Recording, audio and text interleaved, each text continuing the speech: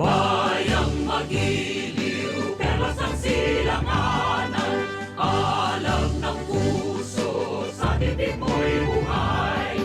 Lupang hinirang, duyan ka ng magiting, sa manlulupit, di ka pasisingil, sa dagat at bundok, sa simoy at sa langit mong baghang, may nilang ang tula at awit sa paglayang minamahal.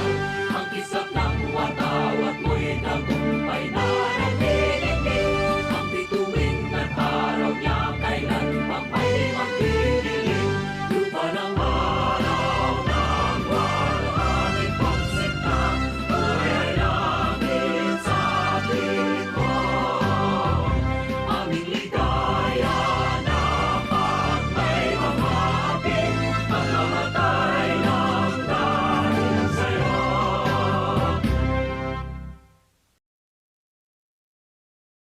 Good morning, everyone. Welcome to the Making of Teacher Experts in the New Normal, deepening the understanding of pedagogical approaches.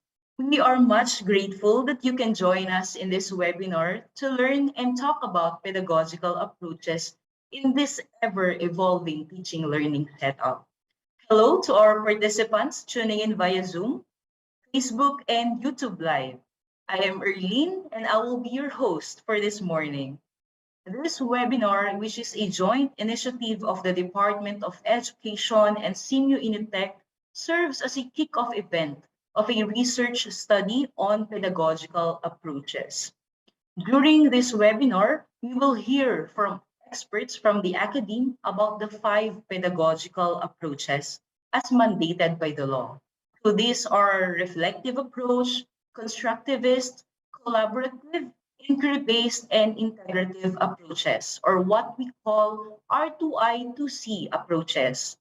We hope to be refreshed on these approaches and learn new perspectives and ways of how these are applied in Philippine classrooms, especially in this new normal where many modalities for teaching and learning have opened up. And now that our country is moving towards more face-to-face classes, let us find out how we can better prepare ourselves with strategies and tools to give the best learning experience to our students. So we hope that this webinar will be relevant when you design and plan for your students' learning. We enjoin everyone to actively participate in this event. So, are you ready to begin with this new learning session?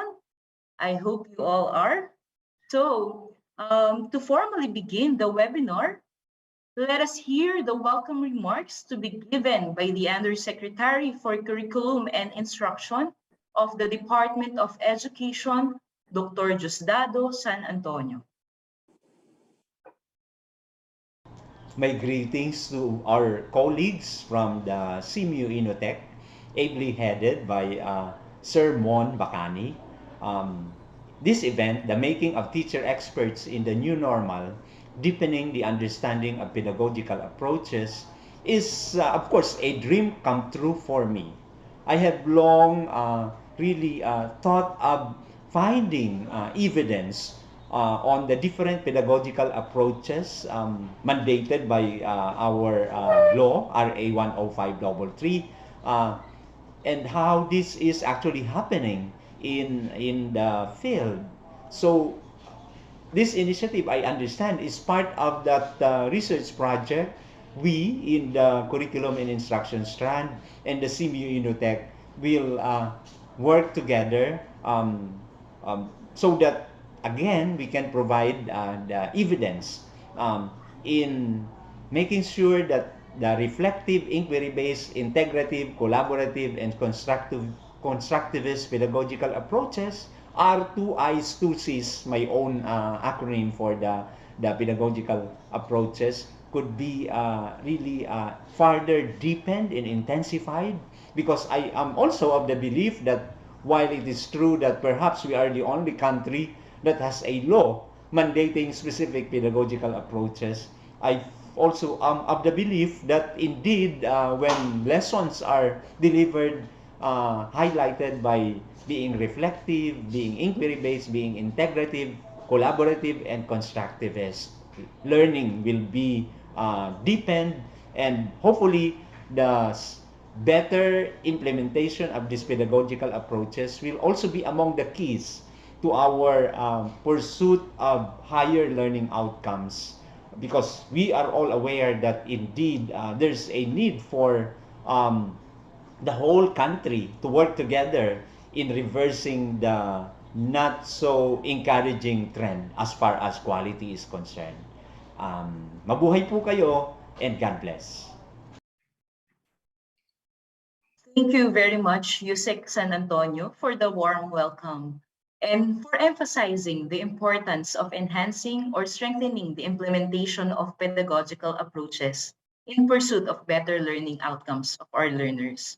So now may I call on the Senior Inotech Director, Dr. Ramon C. Bacani, for the opening message. Thank you, Arlene, and good morning to everyone. And let me also add my own words of welcome to our participants in this webinar workshop, particularly our experts from the academe. I understand that we have 5 noted experts from the National University, Philippine Normal University, and the University of the Philippines. We also have quite a number of teacher leaders or teacher experts who will be sharing with us their experience, their practices with regard to this pedagogical approaches. And also we have our facilitators who will be guiding the discussions during the workshop this afternoon. So let me thank all of you, and let me also greet the, I understand that we're on the DepEd Facebook, so marami tayong mga teachers who we hope will be listening intently to the presentations and discussions in this webinar workshop. As Yusek Dads San Antonio explained, this is part of the effort, actually a joint effort of CMU Inotech and DepEd to look into these pedagogical approaches which are embodied in Republic Act 10533. No? The acronym is R, 1R, 2 Cs, 2 Is. No? And as mentioned by Yusek San Antonio, it's probable that it's only the Philippines where we have the pedagogical approaches embodied in a national law. No? And it's therefore very important for us to be able to understand what these pedagogical approaches are all about. No? And that's a main reason behind our webinar workshop today. No? It says deepening the understanding. It presumes that there's some initial understanding, but I think that's one thing that we have to find out, no? Whether our teachers understand what these pedagogical approaches are all about, or it's possible that they are already implementing it, but hindi lang nila alam na ito na pala yung it's the constructivist or the inquiry-based approach that they are already implementing. But that is something that we need to find out as part of this research project. This research project of Inotech and DepEd, it looks into this pedagogical approaches, the extent of implementation. But before we can really determine the extent of implementation, I think we need to understand do our teachers understand what these pedagogical approaches are all about? No? Mahirap naman na expecting them to implement something which they do not understand. No? So it's important at the initial stage to find out the extent of understanding these pedagogical approaches, before we go into evaluating the extent of implementation of these pedagogical approaches. As we all know, during the past 2 years, there have been a lot of developments arising from the pandemic. We have had to resort to online learning in many areas, but in other areas, of course, in the absence of internet connectivity and the limited expertise of some teachers, the traditional reliance on the module-based or printed materials was the main recourse. And also we are also aware that DepEd has announced the school reopening this coming August. And what I've read in the papers, that it's going to be the blended modality, meaning there'll be face-to-face classes and there'll be home-based learning. So maybe the question that is relevant for us is how do we apply this pedagogical approaches in this type of blended learning modality? Would certain approaches be appropriate for face-to-face, while others may be appropriate for the home-based learning? So that's one thing that I think will be important to find out as part of this research project.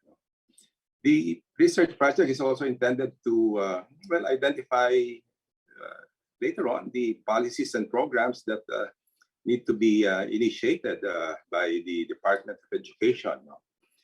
For instance, what policies would promote a learning environment that would be conducive to the application of these pedagogical approaches? What type of capacity building needs to be undertaken to ensure that our teachers are able to apply these pedagogical approaches? So that's the end goal of this research project. Look to be able to recommend to the Department of Education policies and programs that may be necessary to ensure that these pedagogical approaches are learned and applied by our teachers, and hopefully this will lead to the quality of basic education that we all aspire for. So I think that's in a nutshell, that's the bigger picture behind this collaborative project between the Department of Education and Senior Unitec. And we would like to thank, of course, our partners from the Department of Education, headed by USEC San Antonio, and the Bureau of Learning and Delivery for patiently working with us during the past months to be able to really make sure that we're able to design a research project that would help us in the formulation of policies and the identification of programs that will enable the department, specifically the teachers, to be able to apply these pedagogical approaches which are embodied in the Republic Act 10533. So on this note, let me just again hope that we will have a very productive day. The first, as was explained by our host, Erlene, the morning session will be devoted to, of course, presentations by our resource persons and teacher experts, and the afternoon session will be devoted to a workshop among teacher experts. And we do hope that all of us will be able to achieve the objectives of this webinar workshop. So again, welcome to this important event, and we hope that we will have a very productive and a fruitful session today. Thank you, and good morning. Thank you so much, Director Bacani, and for highlighting the importance of first understanding the pedagogical approaches. And hopefully, this research study would really help DepEd make more informed and responsive programs and policies on pedagogical approaches. Okay, so before we move on to the next session, let's do a quick check-in first.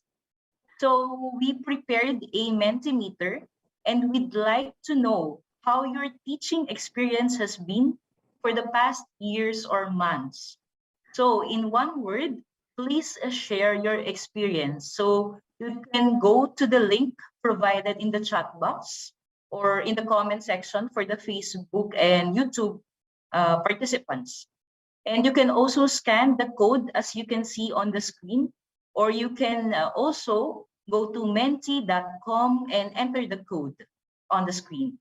Okay, maybe we will give you around 30 seconds to answer this this quick check-in with you. So again, in one word, describe your teaching experience for the past years or months.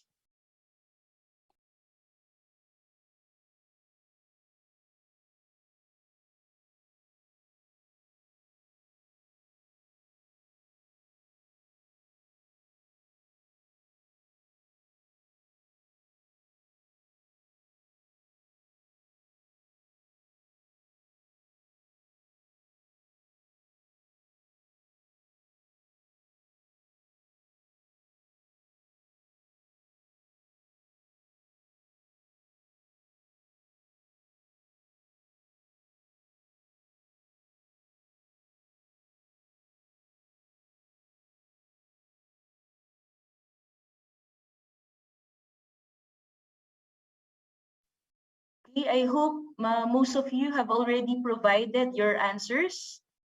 Can we already see the results?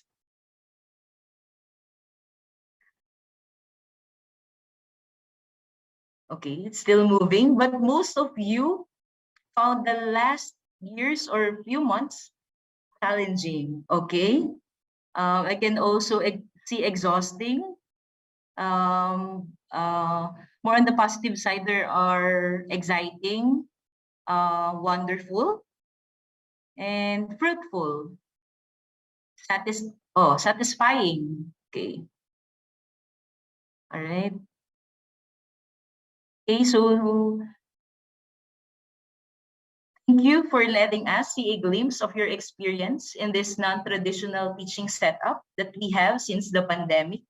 So the next session will be the presentation from our 5 experts. So we have one speaker for each of the R2I 2C approaches. So you might hear familiar situations or new perspectives in facilitating teaching and learning. And then after the presentations, we will have 1 hour of open discussion to further talk about the different approaches. So this will then be followed by a synthesis of the presentation and discussion.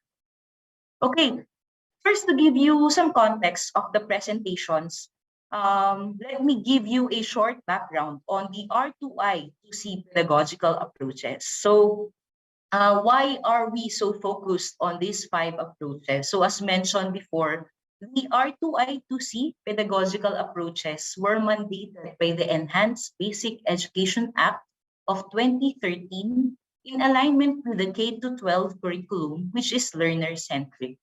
So in support of this, DepEd included the 5 pedagogical approaches in the K-12 policy guidelines of 2019, or DepEd Order number 21.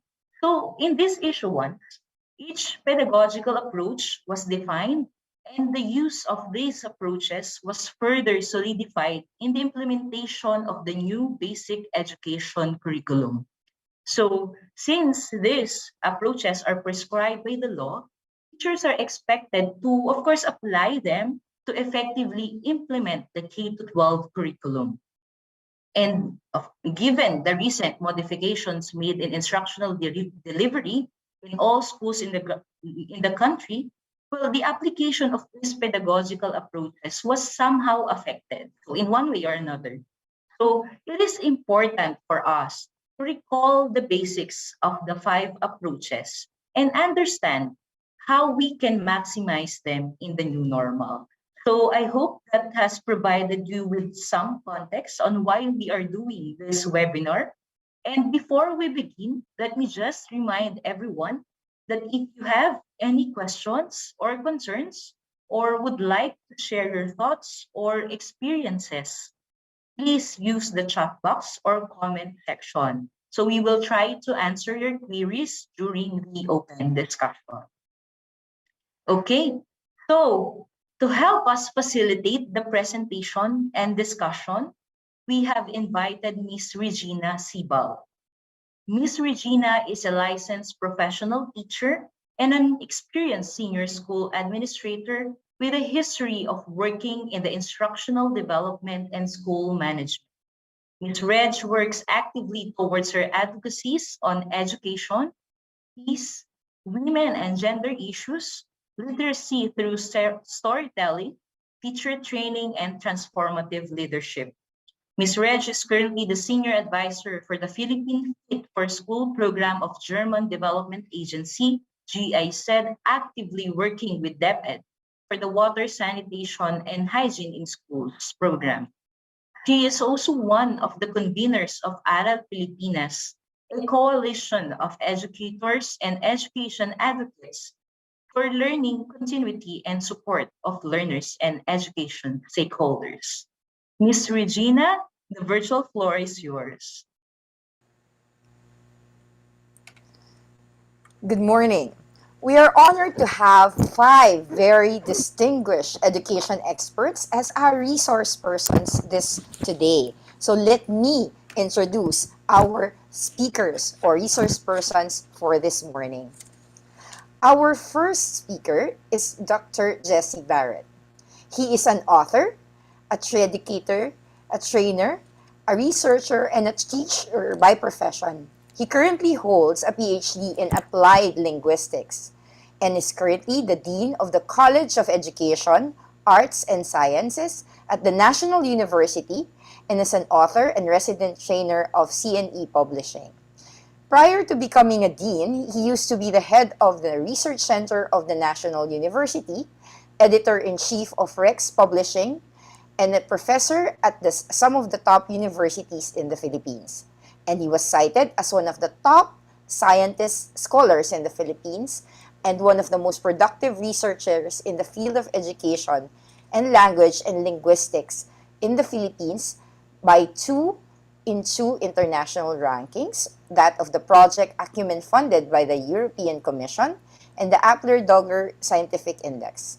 He also received 4 international grants and awards, namely the Award for International Participation at the TESO by the Southeast Asian Ministry of Education Regional English Language Center in Singapore, a semifinalist in the prestigious National Academy of Education Spencer Postdoctoral Fellowship Award in the United States in 2019, and a recipient of the Practitioner Grant by the British Educational Research Association.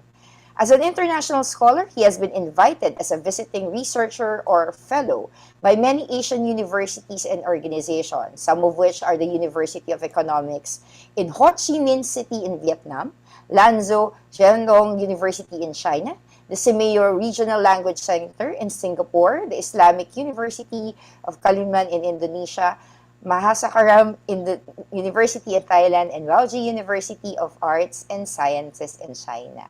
He serves also as a language and research consultant for various international and national projects in the United States, in Japan, and other countries.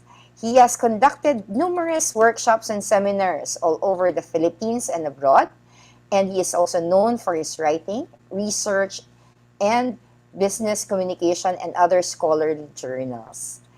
As a writer and researcher, he has written more than 20 textbooks that covered various areas such as correspondence, grammar, academic reading, writing, and speech communication and research, and has done more than 50 works and articles, and most of which have been published in the ISI, SSCI journals, and has presented numerous papers all over in the UK, USA, Singapore, Japan, Malaysia, Hong Kong, Macau, Vietnam, Indonesia, Cambodia, among others, and continuously serves as a researcher also for other journals. That is our first speaker, Dr. Jessie Barrett. Our second speaker is Dr. Felice I. Yeban. She is a full professor in the Faculty of Behavioral and Social Sciences at the Philippine Normal University. She has served PNU as a faculty regent, a dean of the College of Graduate Studies and Teacher Education Research. She has been a vice president for finance and administration, a vice president for university relations and advancement, and an associate dean of the Faculty of Behavioral and Social Sciences. Dr. Yeban has earned a PhD in development studies from the De La Salle University, and she obtained her Master's of Arts in Education with specialization in social science teaching at the Philippine Normal University, while her Bachelor's of Arts in Political Science was obtained from the Philippine Christian University. She has also obtained a scholarship from Yale University on Law and Literature under the Yale China program. Her professional life has been dedicated to teacher education with particular focus on human rights education, decolonial education, indigenous education, and social sciences. While her interest in human rights education has moved her to explore applying human rights in mining as the corporate social responsibility executive of some mining companies with operations in Mindanao and Cordillera for a span of 4 years before deciding to return to the academe to resume her work as a teacher educator. She is currently advocating for a reimagination of the post-pandemic Philippine education that is more community-based, contextualized, and data-informed. Our second speaker is Dr. Felicia Ayeban. Our third speaker is Dr. Liza Marie Campoamor Olegario. Dr. Olegario is an educator and teacher trainer for 27 years and is an associate professor at the College of Education in the University of the Philippines here in Diliman, Quezon City. From the same university, she graduated cum laude with a bachelor's degree of arts in communication research, and she has also received her master's and doctor's degrees in educational psychology.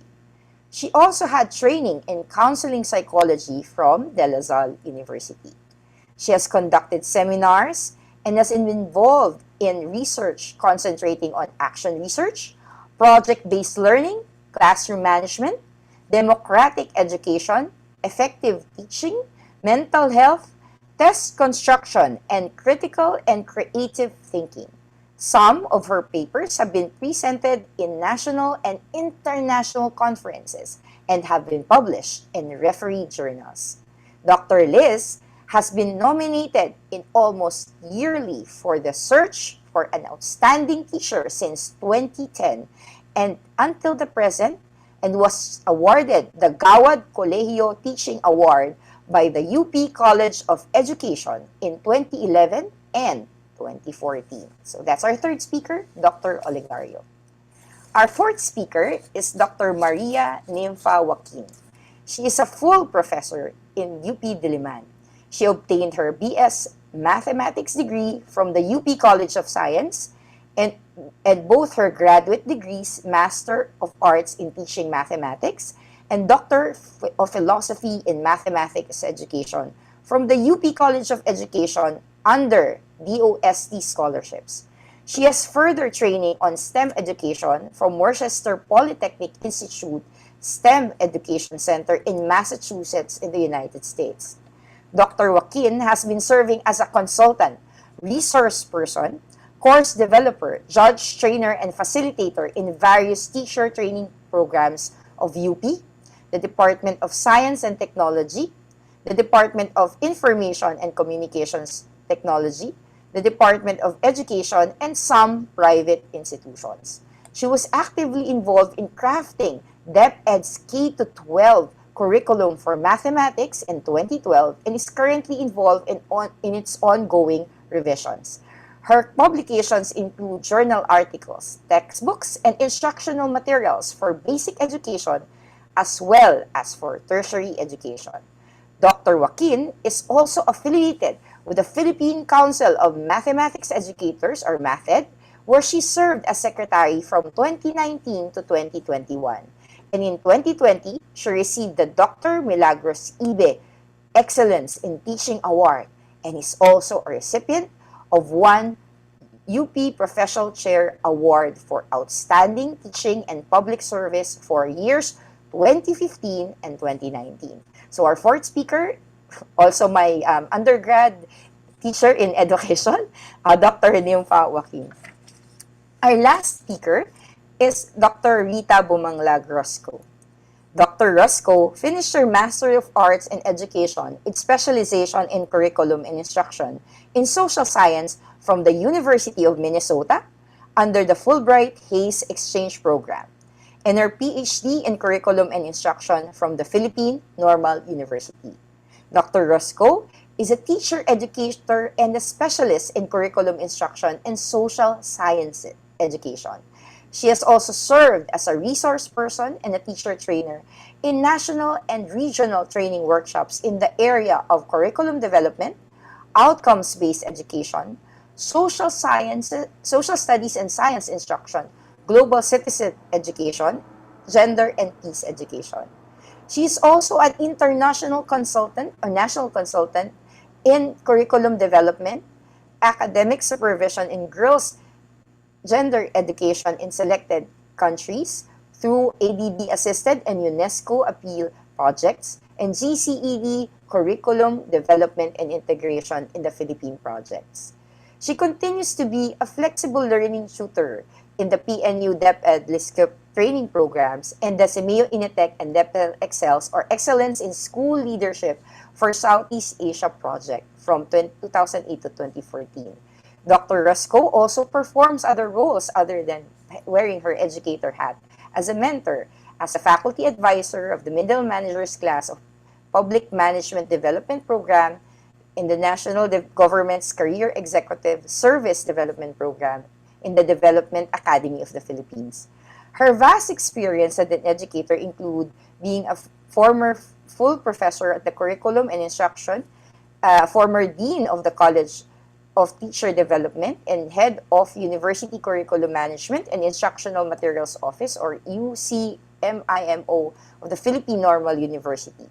She also spearheaded the development of the outcomes-based teacher education curriculum for the Philippine Normal University and led in the revision, calibration, and updating of the same curriculum. Dr. Rita Roscoe's academic and research interests include curriculum governance, curriculum development in teacher education, alternative approaches to teacher learning in social sciences and citizenship and civic education, including the development of higher order thinking, gender fair education, classroom-based researches, and pedagogical content knowledge. So that's our fifth, she's going to be our fifth speaker, Dr. Roscoe.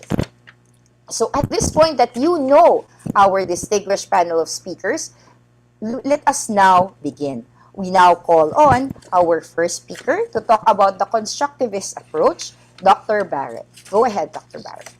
Okay, thank you so much, Reg. Let me share first my PowerPoint.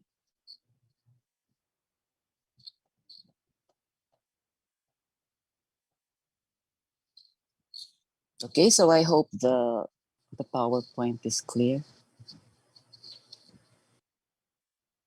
So good morning to my fellow educators, and thanks to CIMEO Inotec for the invitation, of course, through Dr. Shea Acosta, and I'm pretty excited for our discussion today because it's about bridging theory and classroom practice. And as you may know, teachers use a lot of intuition in their classroom practices, and it's not really bad to base our practices on intuition, but it would be better if they are theoretically grounded as well.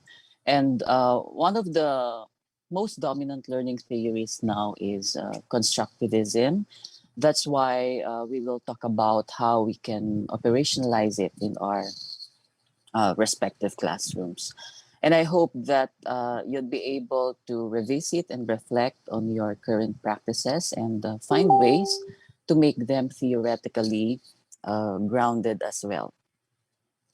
So let me go to the talking points for this morning. I have 3 points that I want to discuss with you. I'll have a brief discussion on the 5 major learning theories, and then we will move and focus on constructivism as a theory.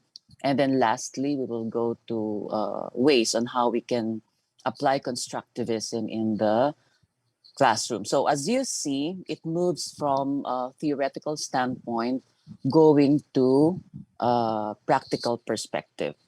I have here the 5 major learning theories. So we have the behaviorism, cognitivism, constructivism, andragogy, and connectivism. As you know, behaviorism is a learning theory that is concerned with observable behaviors and their associated stimuli. So when you focus too much on drills, that's behaviorism.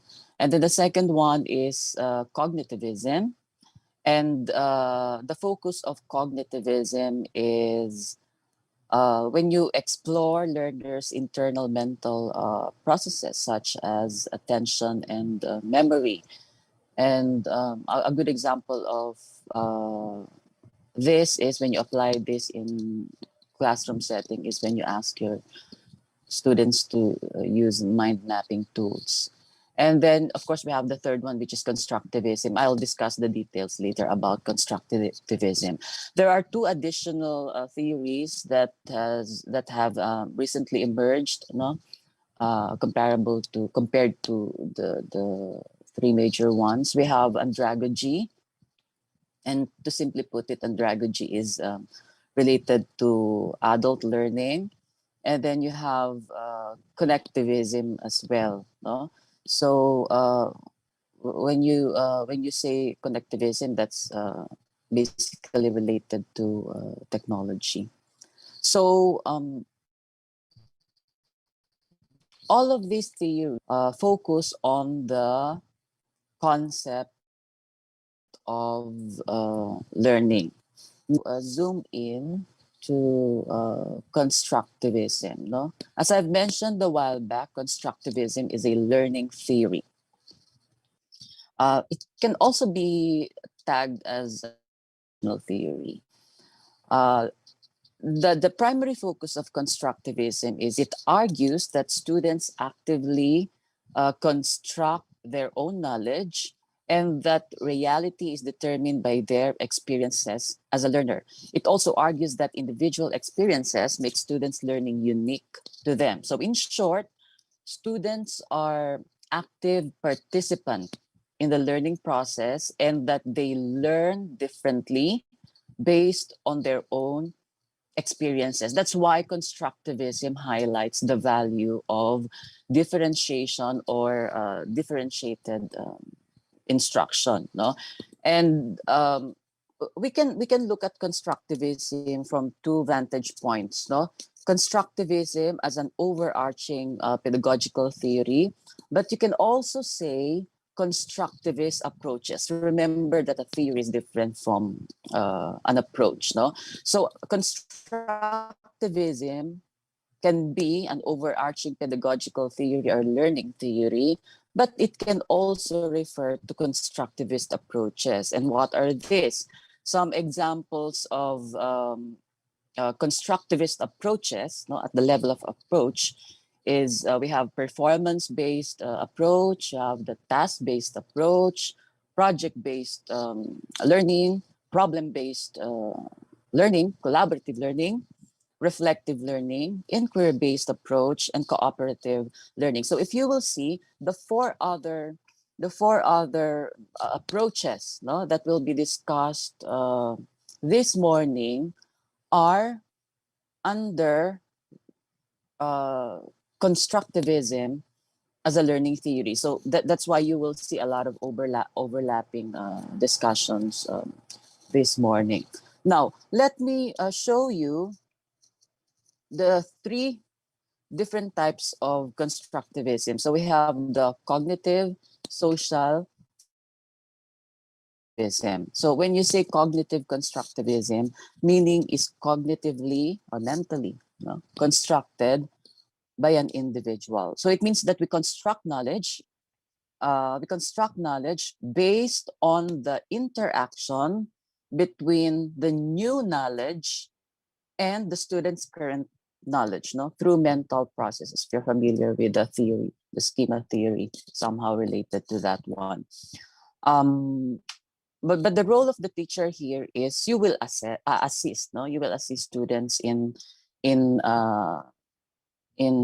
of course helping. You will help them to link their new knowledge to their current knowledge. So students will gain new information and modify the existing ones. And then the second one is social constructivism. This is so popular, very, very popular type of constructivism, where meaning is socially constructed. So under this type, learning is a collaborative process, and how an individual interacts with the culture and society. So in short, learning happens at the social level, then it will proceed to individual level. And it emphasizes collaboration, and it emphasizes that learning occurs in a social cultural context. And then we have the third one, which is not so common, type of constructivism. So for radical constructivism, meaning is constructed through individual experience. Okay, so individual experience. And reality, reality, this pertains to reality. If cognitive constructivism relates to the accurate mental construction of reality, kung ano nangyayari sa labas, yung talaga, uh, whatever is the tangible reality, that one pertains to cognitive constructivism. But radical constructivism is different because it's relative to the individual. So it means that knowledge that students create does not necessarily reflect the actual reality. So meaning creation is unique to an individual. It's a unique construction of reality. Both radical and cognitive constructivism are collectively called individual constructivism. And then, of course, the other one is social constructivism. But there are common features among these three types of constructivism. Number one, that knowledge is shared by teachers and students. Yung knowledge does not only emanate from teachers. It is shared by both the teachers and the students. And number two, teachers and students share authority. So teacher in a constructivist classroom is not the main stakeholder. So it's both the teachers and the students. And then a teacher acts as a facilitator. And we always hear this one. And finally, learning is collaborative, interactive, and cooperative. So these are the common features of these three types of constructivism. Now, the question is, how do we operationalize constructivism in the classrooms? Let me begin with the general roles of teachers And number one is you allow students to choose their own learning path. So how do you do that? You just show a product, you just show a performance, and let them come up with their own approach in producing that particular output or performance. Like you show them a sample of video advocacy, no, or a brochure, and then let them come up with their own video advocacy and brochure. Another one is you allow students to do something in order to learn. So it's really performance based and experiential. And then third is you put prime on social activity to facilitate learning. So you need to have a lot of collaborative and interactive activity, especially if you are subscribing to social constructivism. And then you also have to contextualize the activities and concepts. Now, I've been exposed to so many textbooks, and I've noticed that when teachers give directions in the textbooks, the problem is it's too general. No, it's too general. And there's a basic principle that we have to follow when we are crafting a performance-based assessment. And one of those is to specify grasps, right? I'm pretty sure that you're familiar with grasps, no?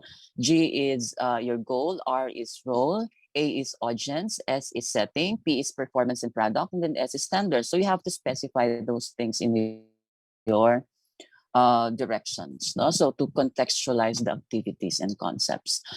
And then finally, you encourage students to challenge their assumptions. If you are familiar with transformative learning, that's very much related to this one. So you have to identify, no, you as a teacher, you need to identify their misconceptions, and also the students need to identify their own misconceptions and transform them, no, for both social and self transformation. And then also you challenge your students to be innovative and creative. Okay. Now I tried to, for the implementation strategies, I tried to divide it into 6 aspects. And the first one is on project-based learning. So one way to realize constructivism in the classroom is to adopt project-based learning. And how do you do that? Of course, you have to provide students with general guidelines, no? But decide which ones are relevant and meaningful to them. So you allow students to use their own creativity. Projects are purposefully under designed, no, to give some flexibilities to students. But when you under design your the project, no, the directions and instructions for the project, be sure that it is not vague. No, it is not vague. And again, take note of grasps, and please do not micromanage, no? Because when you are micromanaging the students, it really adversely affects the creativity and innovation, no, or innovative thinking of your students, no. Projects should be authentic also, and within the social realities of students, no. So if he lives in the rural areas, be sure that aside from being authentic, it has to be within their background knowledge and within their context. So it has to be related to rural areas, right? In fact, I had an experience in evaluating one textbook. No, it's a grade 3 textbook, English textbook. And then the activity there is bank transactions. Yes, bank transaction is authentic, but it is not within the social realities of a grade 3 student. So you have to make sure that both are present, no? And lastly, students should equally focus on process and product. You know, unfortunately, the current practice is we focus too much on the product, the output, no? But we forget the process, and we have to remember that process is as important as product. Now, for collaborative learning, you have to just engage your students in pair and group activities. The most efficient is 3, but if there are specific roles, you can have 5, 4, 6, 7 students in a group. No, it's better to combine also proficient and less proficient students. Also, engage in peer feedback, and I suggest that you come up with this concept of community of learners, no?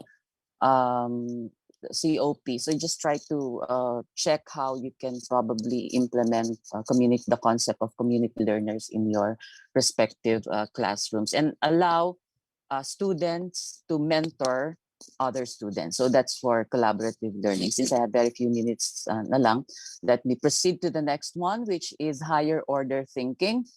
For higher order thinking, you just put emphasis on the creativity.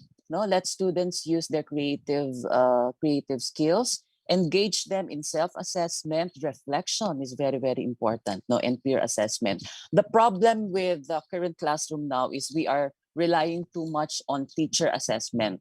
And we have to balance the three, no? Teacher assessment, self-assessment, and peer assessment. I also I also would recommend that you use portfolio assessment, because the students see their own performance there and reflect on their performances. No, you can also engage the students in case analysis and what if activities. No? So these are the things that you can use to promote higher order cognitive skills among your students. Fourth is authenticity. And when you say authenticity, there are two ways on how you can do that. No, by using authentic materials like news articles, tutorial videos, infographics, recipe and manuals.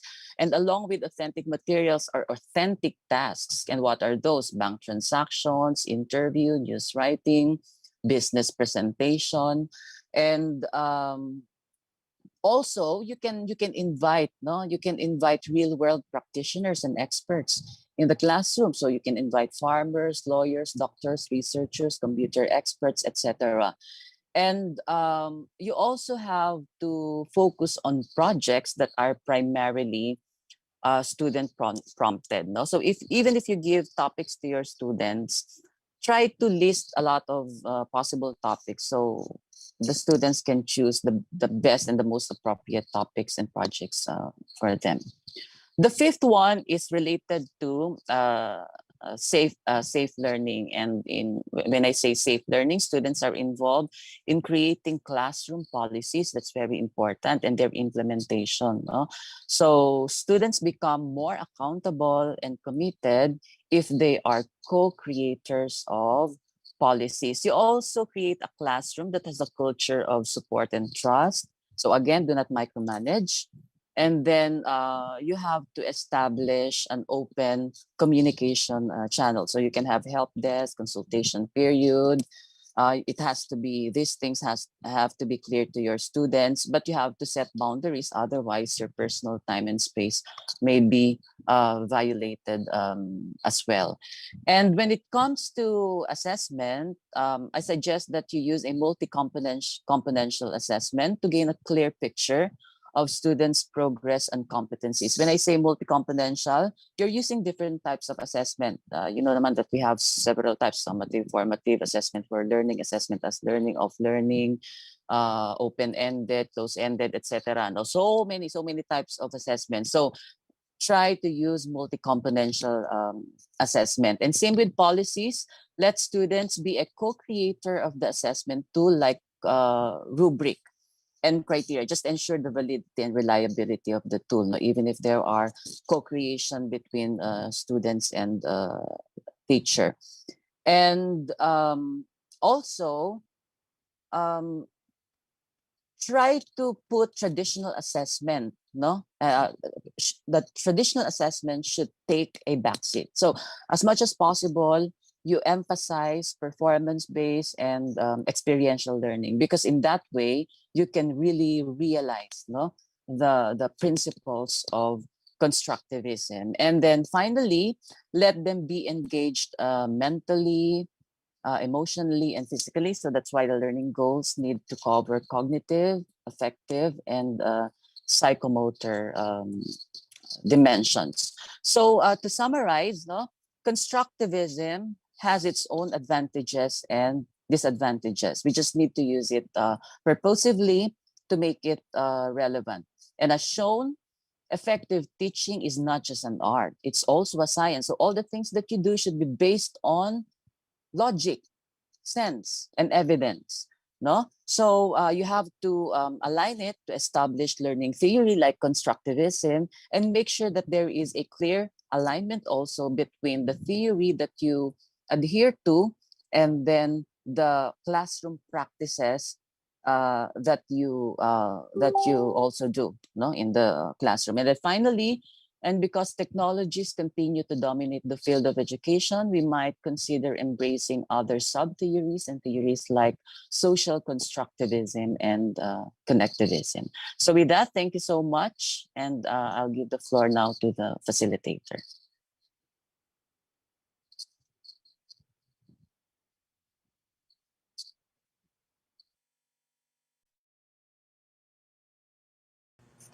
Thank you, Dr. Barrett, for your insightful thoughts and emphasizing that our learning and teaching is not just a science, but also an art at the same time.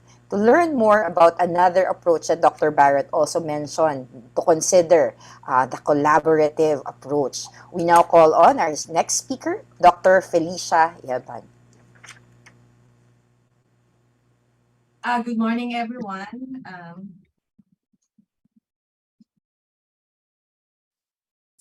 Good morning, everyone, and I wish to thank Inotech and DepEd for giving me this opportunity to share with you my thoughts on collaborative learning, and I hope for an engaging conversation after.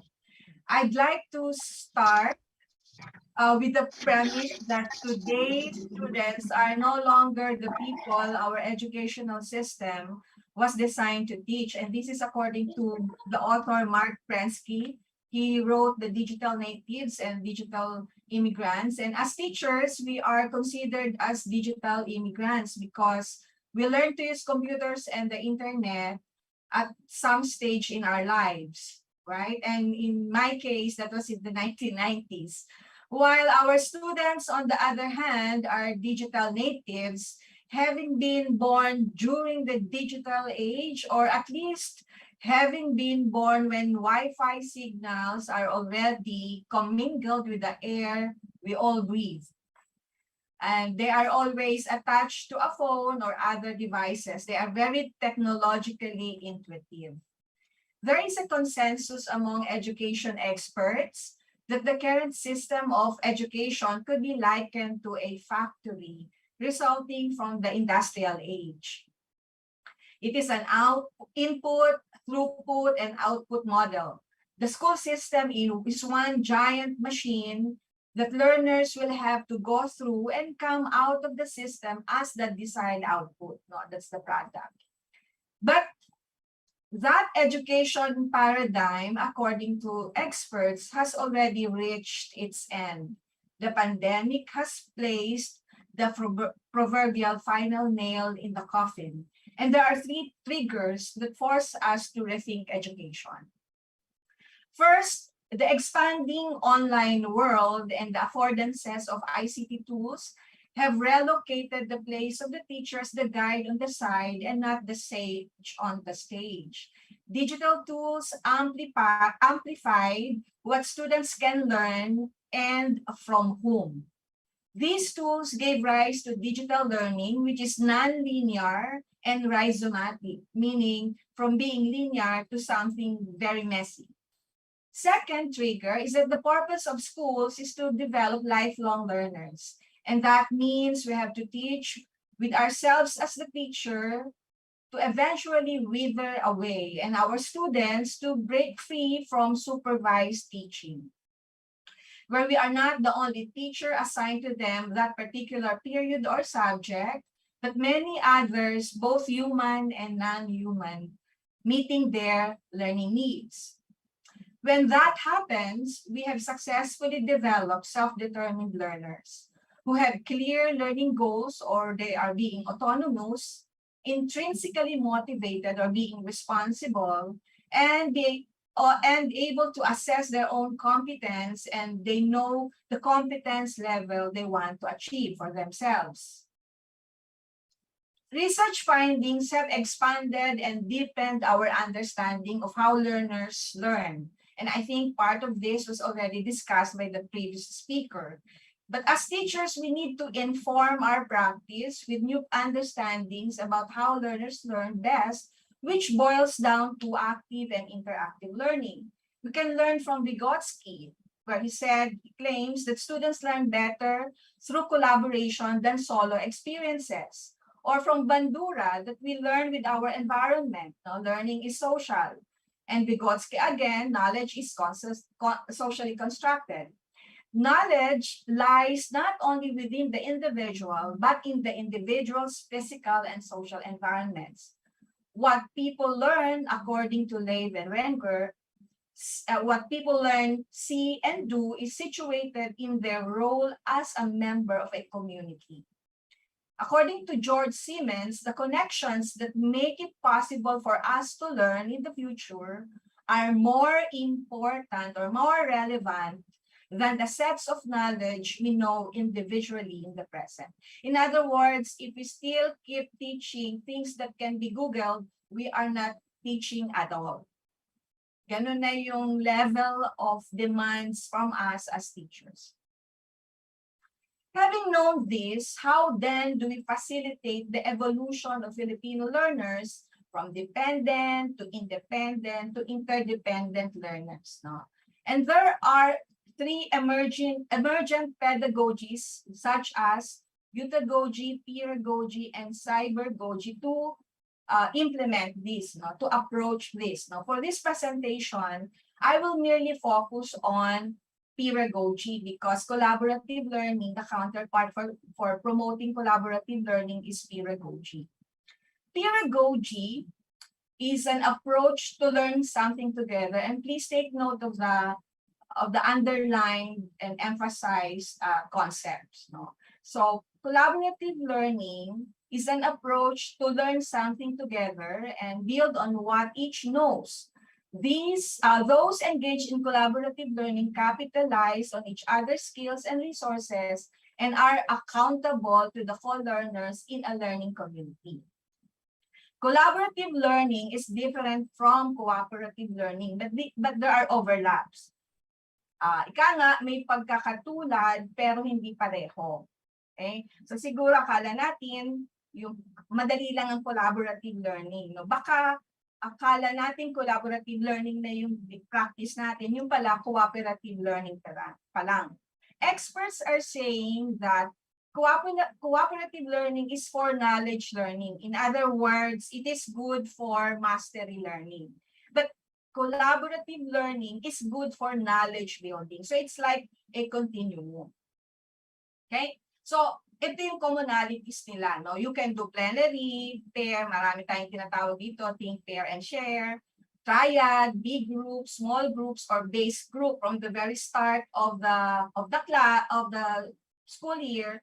Meron na silang project group na base group nila all throughout the year, yun na yung group nila, or out group. It need not be within the section, it could be with other sections or outside of the school. And that's cooperative learning, and these are the common practices between cooperative learning and collaborative learning. But I think there are two critical concepts that we have to learn about collaborative learning. And may I emphasize that collaborative learning is for knowledge building. That's why we have to take note of personal learning network, peer learning network, or learning community. Personal learning network are collections of people and information resources that people cultivate in order to form their own learning networks. For instance, we have our own Facebook group, our Twitter, or our own Facebook, kahit hindi naka-group, but our own personal Facebook or Twitter.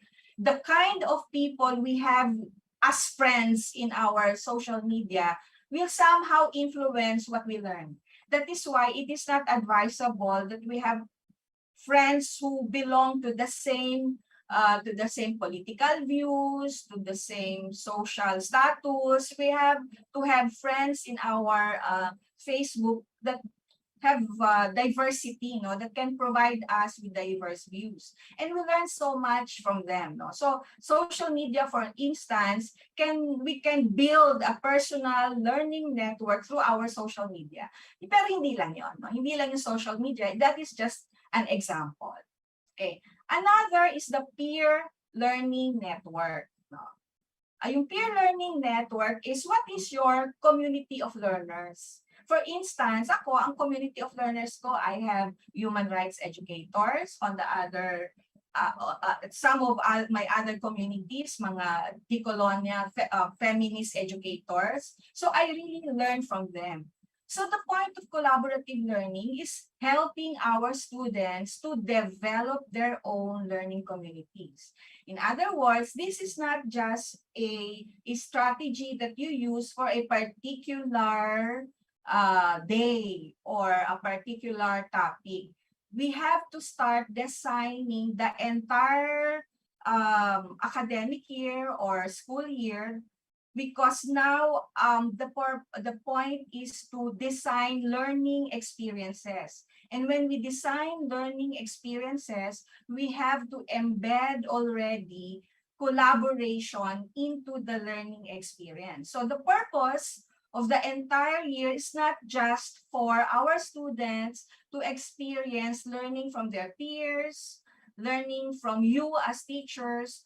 We have to also design our subject matter for our students to learn from their parents, from their more knowledgeable others, from people from their community, and for them to develop and build their own personal learning network. In other words, their digital, pwede ring digital or online environments, like do they have social media, who are the people in their Twitter, in their TikTok, because whether we like it or not, they are already on social media.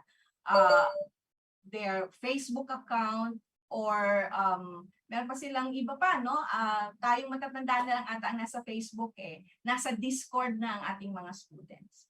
Okay? So apart from the personal learning network, we have to also facilitate how they can build their peer learning network. So that's why what matters is for us to be able to help our students identify what their learning interests are, so that we can sort of facilitate them to join learning communities. Because all this, according to Siemens nga, amplify from whom they can learn and what they can learn. So pedagogy is a term coined by Howard Rheingold. It merely is about believing that cognitive resources are shared socially. It's also about peer-to-peer learning, collaborative learning, active and interactive learning, participatory learning, and interdependent learning. All these constitute pedagogy. And there are 5 main models or 5 main components of pedagogy that we can use to design our course or our subject all year round. Okay, one is you use pedagogy and you'll be able to foster collaborative learning if you embed in your subject discussion or reflection group. So this is very critical because it allows them to think about what they think and what they believe. Next is writing group collaborative learning. Writing is a vanishing skill, and we can use collaborative learning to promote writing through writing group collaborative learning. Another critical component of collaborative learning that you can embed in your learning design is problem or project-centered collaborative learning. This is something that is beyond what the curriculum says, but is relevant to the subject at hand. Okay, so this is something that is what they are interested in. No? So problem, I believe that learning is triggered by questions. So we have to incorporate into our learning design sessions on how they can generate questions, how they can generate problems, and around which they can identify projects that they are interested in doing. So problem or project-centered collaborative learning can be in the form of pairs, groups of 3, 5, 7, or depending on the number of students in your class. You can also embed in your learning design peer teaching collaborative learning. Why is that? Because according to research, we learn best when we teach it to others. So we have to provide opportunities for our students to be the facilitator, to be the presenter. So somehow we have to monitor if all of our students have already experienced in our class being the facilitator, being the presiding officer, being the leader, being the presenter, all the different roles that students play when they are in a group. And last but not the least is learning communities. They can join, for instance, in social studies, they can join different learning communities that are available online. There are people who are into cosplay, and there could be students who are interested in cosplay. There could be students who are interested in heroes, or students interested in historical games where they engage in games, but the personalities they can use avatars of heroes, etc. So there are learning communities like museum. There are students who might be interested in museum, in archaeology, in local history. So all you have to do as teacher is to identify, list down different learning communities that our students can join because they are interested to learn from many people, not only within the school, within the region, within the Philippines, but also beyond the Philippines. Okay, so I know that our collaborative learning now is within the context of the pandemic, and so we also have to make use of digital tools to bolster our practice of collaborative learning. We can use for communication and collaboration. We can introduce them to use Google Docs, Google Sheets, or Jamboard, so that they can collaborate online, So there are tools for communication and collaboration. There are also digital tools for information search and gathering, which they can use for content notification and calibration, such as mga PDF files or yung sa YouTube, yung sa mga video making, they can use that. They can also use tools for content creation and development, and you can also emphasize, because a collaboration will inevitably put them in an online environment. We also have to emphasize responsible digital presence as our students collaborate in an online environment. Okay, so I'll be here to later on for more question and answer. Thank you.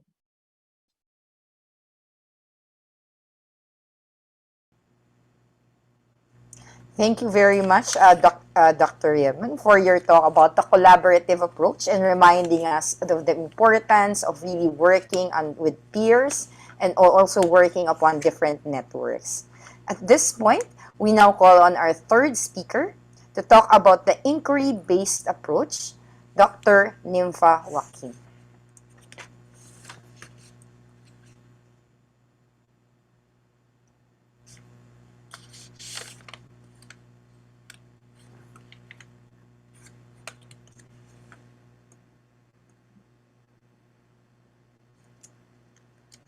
So while we're waiting for the presentation of Dr. Joaquin, let's be reminded that we take note from our two previous resource persons, Dr. Barrett, who mentioned about learning in science, and that it's important not just to look at one learning theory, or rather learning approach, but also the need to emphasize other learning approaches so that we can best decide which one to use in context, especially that we are approaching a new modality for blended learning. Can we check? I think that Dr. Joaquin is already here. Okay, now let's call again Dr. Joaquin for the inquiry-based approach. I'm sorry about that. Do you hear me now? Yes, Dr. Joaquin, you are very much audible. Okay. Thank you very much for the gracious introduction. One of the best ways to ensure meaningful classroom engagement is through inquiry-based learning, or the IDL. So today, allow me to present to you inquiry-based learning using the following format, but not necessarily in that order. So I'll try to finish my presentation in 15 minutes. Let's start off by saying that inquiry-based learning is described as a student-centered approach. It's driven by students' questions and answers and their innate curiosity. Actually, it's closely related to what scientists do. And IBL is rooted in constructivism, which is mentioned by Dr. Barrett earlier. So it states that humans construct their own knowledge and meaning from their own personal experiences.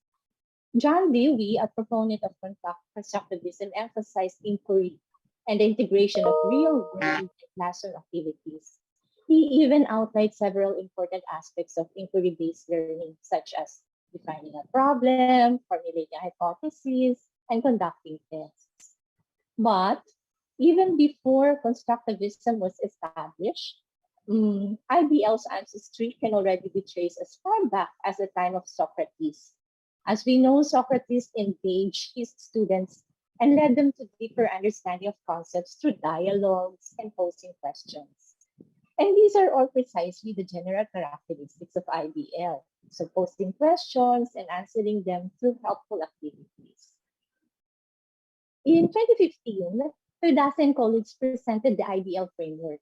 So according to them, IBL starts with orientation, where the teacher stimulates curiosity by briefly introducing the topic or the concept, followed by conceptualization, where questions are generated and hypotheses are formed.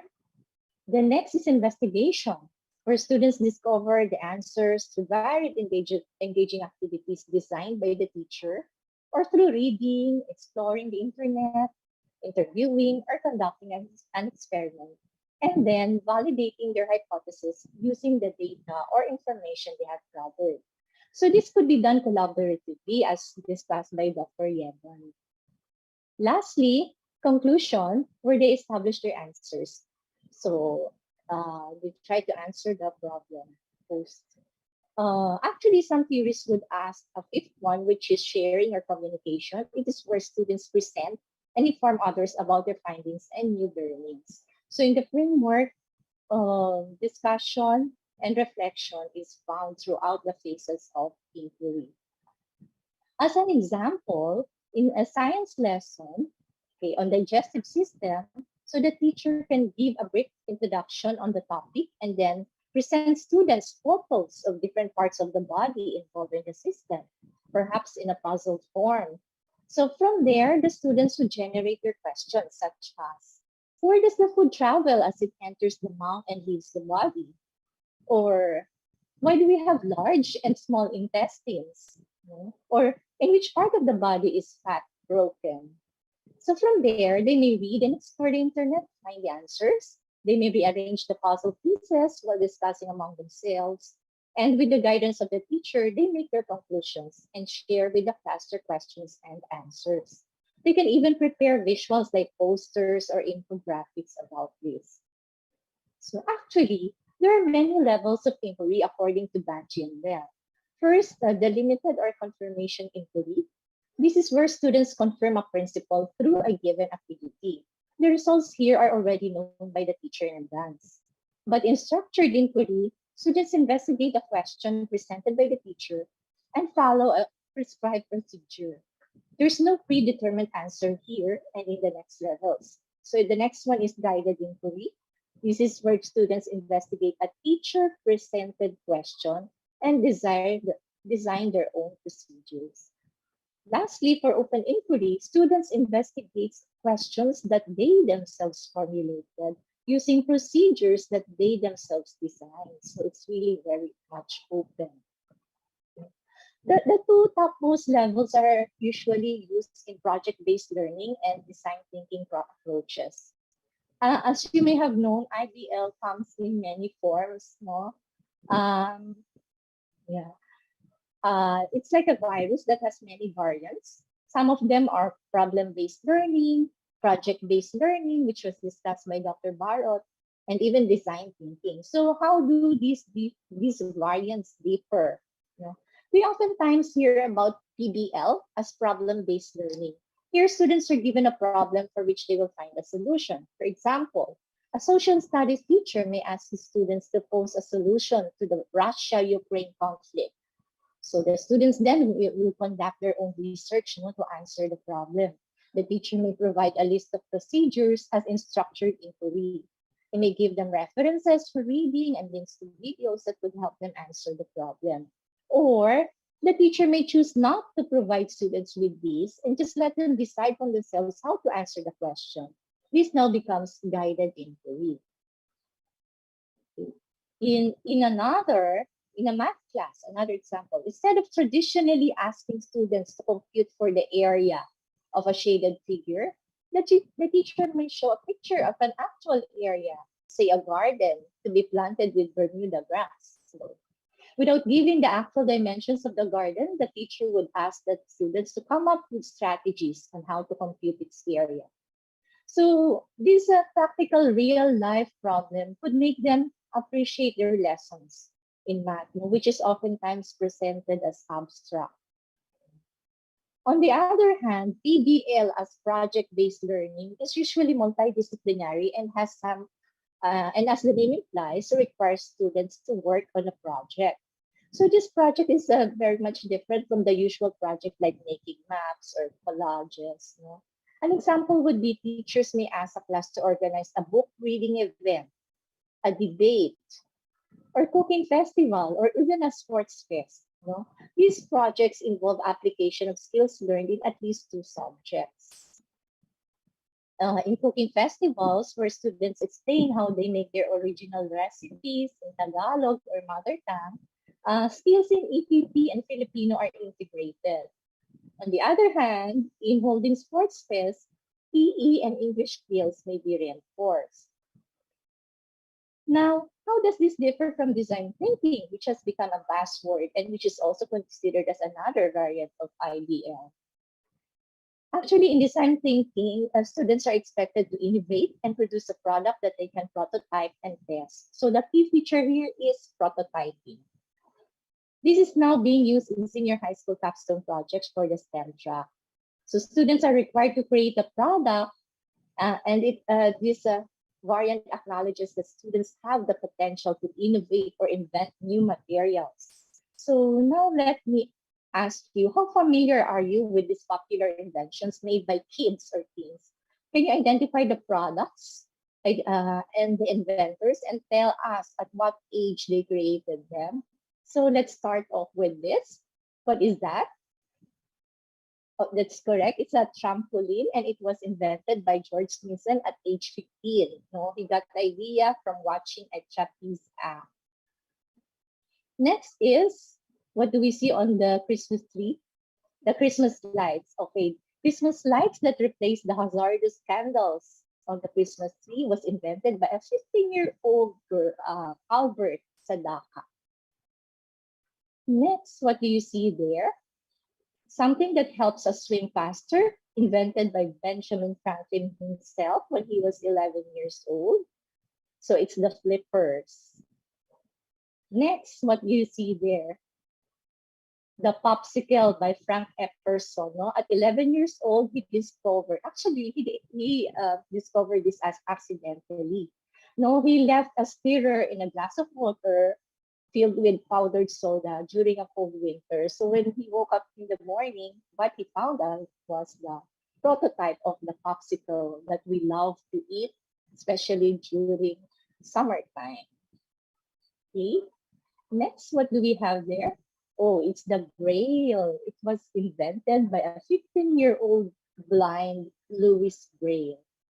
And last example, what do we see there? It's a microwavable bacon cooker. Okay, it makes bacon crisp and not soggy. And it was invented by the then 8-year-old girl and now a multimillionaire Abby Fleck. So we see that inventions need not be too technical, and we should encourage our students to start inventing at a young age and get royalties as co-inventors. Just kidding aside.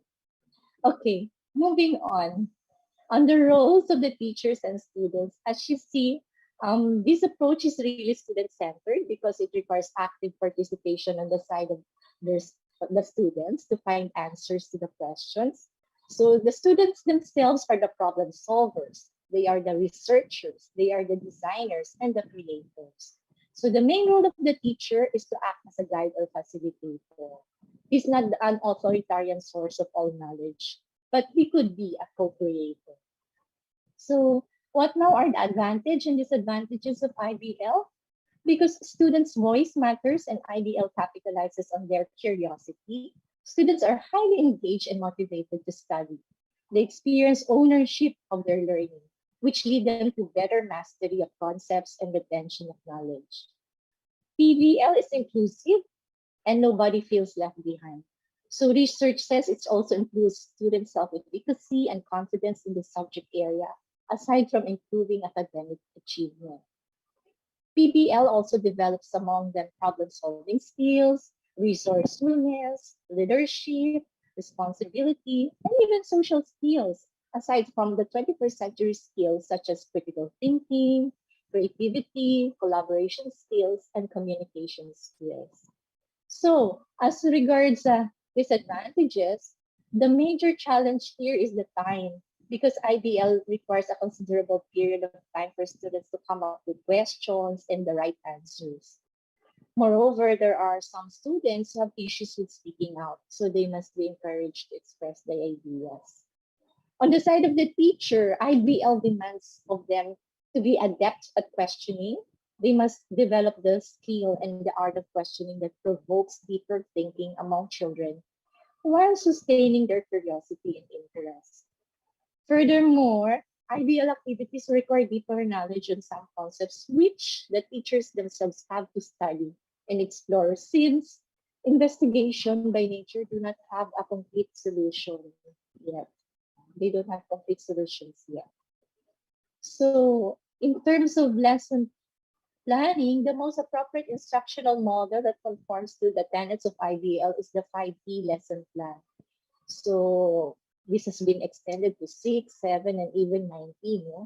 The one flash there uses the original 5E model plus 1P. So the e-learning there is infused throughout the session to enhance the technological skills of the learners, which is actually essentially appropriate in a blended or high-flex learning setup.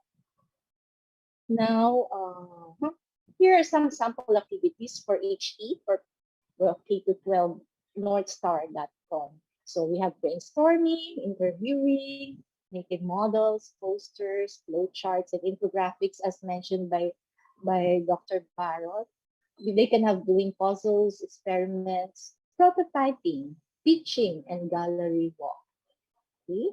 So finally, in terms of assessment, unfortunately, the traditional objective assessments do not conform so much with the IDL as was emphasized a while ago.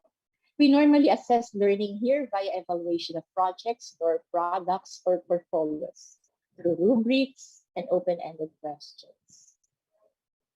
So that's it. I hope you have a clearer view of what IDL is. I hope you were refreshed on how it is applied to the classroom. Here are my references, and thank you for listening. Thank you, Dr. Joaquin, for allowing us also to discover new learning through the inquiry-based approach discussion that we have. We hope that this can also add to our body of knowledge as we discover more approaches towards learning and teaching. At this point, we now call on our next speaker to talk this time about the reflective approach. We call on Dr. Olegario.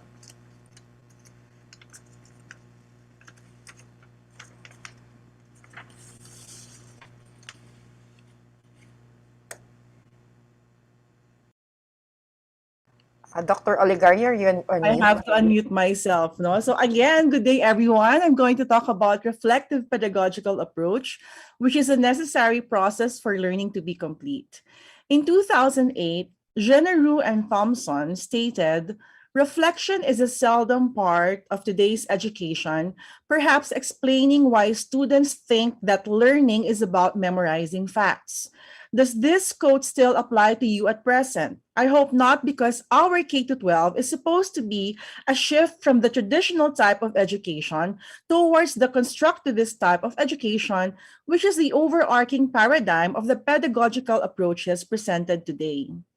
As education continues its shift away from passive learning towards greater student autonomy and active strategies, it has created more student-centered and experiential learning opportunities, while also enabling students to become more responsible and self-directed learners. I highlighted there the important keywords that are relevant to reflective pedagogy, but all our pedagogical approaches today, as I've said earlier, are constructivist in nature, active, and student-centered.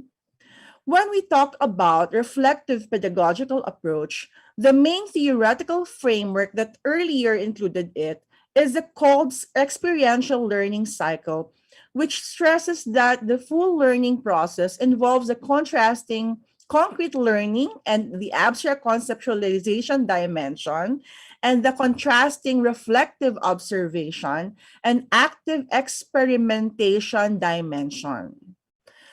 Corney noted that the parallels among Kolb's work, Greenaway's active reviewing cycle, and Argyris and Sean's theories of actions are over and she overlaid them on a four-stage cycle, as you can see in this figure. Corney, in the next slide, Corney simplified the experiential learning cycle such as this. All the theorists believe that learning can start from any point of the cycle. Learning usually starts from the do it, then what, then so what, then now what, which leads to another action. Next slide, please. For students to become effective learners, they need to develop four kinds of abilities, which correspond to the four stages of Kolb's learning cycle: the concrete experience abilities, the abstract conceptualization abilities, the reflective observation abilities, and the active experimentation abilities. Now, may I ask you, is experience the best teacher? According to John Dewey, we do not learn from experience. We learn from reflecting to experience. According to Lochrin, experiences alone do not necessarily lead to learning.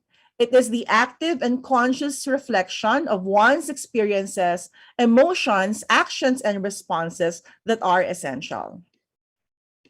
So what is reflection? Okay, next slide, please. Reflection is a process of thinking, evaluating, and making sense of existing experiences, as well as planning for future experiences, and are integral component of both self-knowledge and self-regulation that allows the individuals to evaluate, monitor, and improve themselves. Dewey describes reflective thought as an active, persistent, and careful consideration of any belief or supposed form of knowledge in the light of the grounds that support it and the conclusion to which it leads, and reflection frees us from impulsive and routine activity.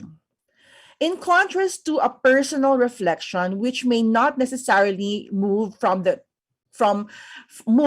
the critical level and may not have a conscious or stated purpose, the academic or professional reflection involves learners making sense of their experiences in a range of ways by, one, understanding the context of learning and the particular issues that may arise, two, understanding their own contribution to the context, including past experiences, values, philosophies, and knowledge.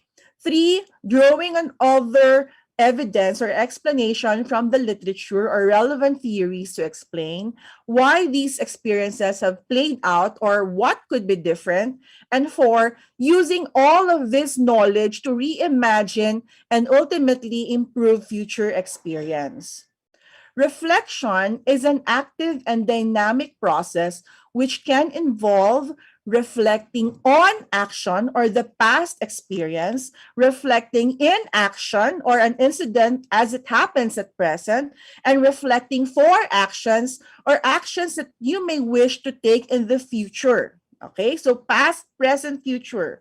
So if you remember Cornet's simplified experiential cycle, which I presented earlier, you can see that the what or description of what has happened corresponds to the past, and the so what or why it is significant corresponds to the present, and now what or insights gained and future learning needs correspond to the future aspect of the reflection process. Bain and colleagues suggest different levels of reflection with their 5 R's framework. And here I'm showing you a rubric which you can use later on. I give this rubric to my thesis and dissertation advisees, for example, so that they can use it when they are writing the discussion of their research results. Research should, in the first place, be reflective.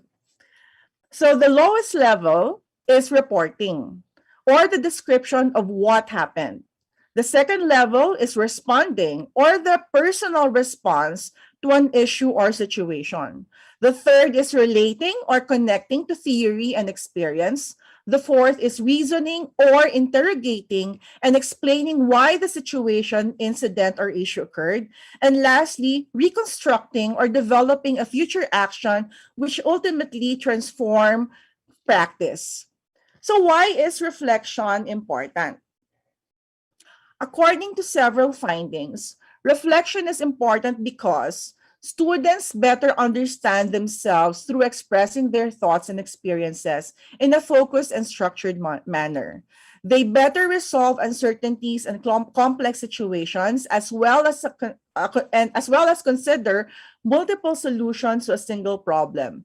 They become more self-aware of their actions, strengths, and weaknesses, and both students and teachers identify the learning needs. They apply skills they fostered and gained from reflections, such as self-awareness, critical thinking, and problem solving to other aspects of life in the long term. They become more reflective learners as they monitor their learning via different strategies. They can flourish even further as learners by engaging in self-assessment activities and having greater ownership and responsibility over their own learning. Through reflection, students practice the ABCs of self-regulation by managing their affects or feelings, changing their behaviors and cognition, thinking about how to make positive changes in the future. What are the challenges affecting students to achieve critical reflection? This figure entails a very long discussion, and I would just like to show that the challenges involve all levels of stakeholders, namely the students, the teachers, the institution, and the community. To summarize, the challenges boil down to: one, what kind of attitudes towards reflection do we have? What are our priorities? Do we think that reflection is time-consuming and effortful? Is it just an additional workload for us? Do we value reflective thinking or do we tend to prefer passive learning? What reflective knowledge and skills do we possess? Do we have the understanding and the ability to engage and to make our students do reflective activities? How effectively do we give feedback to our students' reflections? How do we make students in large class sizes do reflections? So how do we develop reflective thinkers? Okay, parang on time na ako. Developing reflective thinkers requires reflection literacy from each level of stakeholder, namely, One, academic literacy on the upper left-hand corner, which is defined as the ability to communicate completely in an academic discourse community, such as language proficiency, not necessarily English. When I make my students write, they can write their reflections in Filipino. And others are writing styles and conventions. Two, reflection, knowledge, and skills, which involves the understanding of what reflection means, its purpose, and forms. Three, assessment literacy, lower right-hand corner, which involves understanding the purpose and processes of assessment. And four, social emotional insights, which acknowledge the attitudes and issues that arise from ethical aspects in assessment, teacher-student relationship, and emotional dynamics. Reflection literacy then would refer to students' ability to reflect cognitively, express their thoughts and emotions through different means, and understand reflections as both a learning and an assessment tool. Ignorance of the importance of reflection could hinder their engagement in this process. As teachers, we can provide the following to prompt and support reflective thinking: enough wait time for students to reflect when responding to inquiries, emotionally supportive environments in the classroom encouraging reevaluation of conclusions. When mistakes are made, take a moment to process the mistake as a learning opportunity, classroom activities that are relevant to real-world situations and provide integrated experiences, authentic real problems that require you and your students to deeply think about your solutions, modeling of metacognitive and self-explanation strategies on specific problems to help students build an integrated understanding of the process of reflection, study guides or advanced organizers to prompt students to reflect on their learning. Social learning environments. No? So you can see the repeated themes in our presentations, such as those inherent in peer group works and small group activities to allow students to collaborate and to see others' point of view. Reflective journal to write down students' position gives reasons to support what they think, show awareness of opposing positions and the weaknesses of their own positions. Affect, behavior, and cognition questions to prompt reflective thinking before learning a topic, when setting a plan or developing a goal, during instruction, and after instruction. Here is a list of sample reflection questions. Masyadong maliit, no? But I just want, you can get a copy of this list, and which you can practice using in your own classes. They include the backward or past-looking questions, inward and outward-looking questions about the present, and forward or future-looking questions. The ideas for student reflections are actually endless. What's important is that you include the important elements of reflection, and here are just some ideas which you can explore on your own. And again, what's important is that you include all the elements of reflection. So that ends my presentation. These are my references, and thank you, and I will be open for questions later. Thank you. Thank you very much, Dr. Olegario. So truly, I hope that our listeners here right now and our participants are also reflecting their own questions on the 4 presentations already made available to us. Now let's call on our 5th speaker, Dr. Rita Roscoe, to talk this time about integrative pedagogical approach. Dr. Roscoe?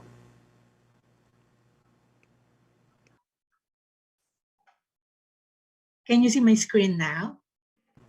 Yes, Dr. Roscoe. Okay, thank you. Good morning. Is it still morning? Good morning to all, and I would like to thank Inatech and DepEd for this opportunity to be part of this very interesting webinar on the making of teacher experts in the new normal, deepening the understanding of pedagogical approaches. So my task this morning is to share with you some thoughts about integrative approach to teaching. So let me start with this.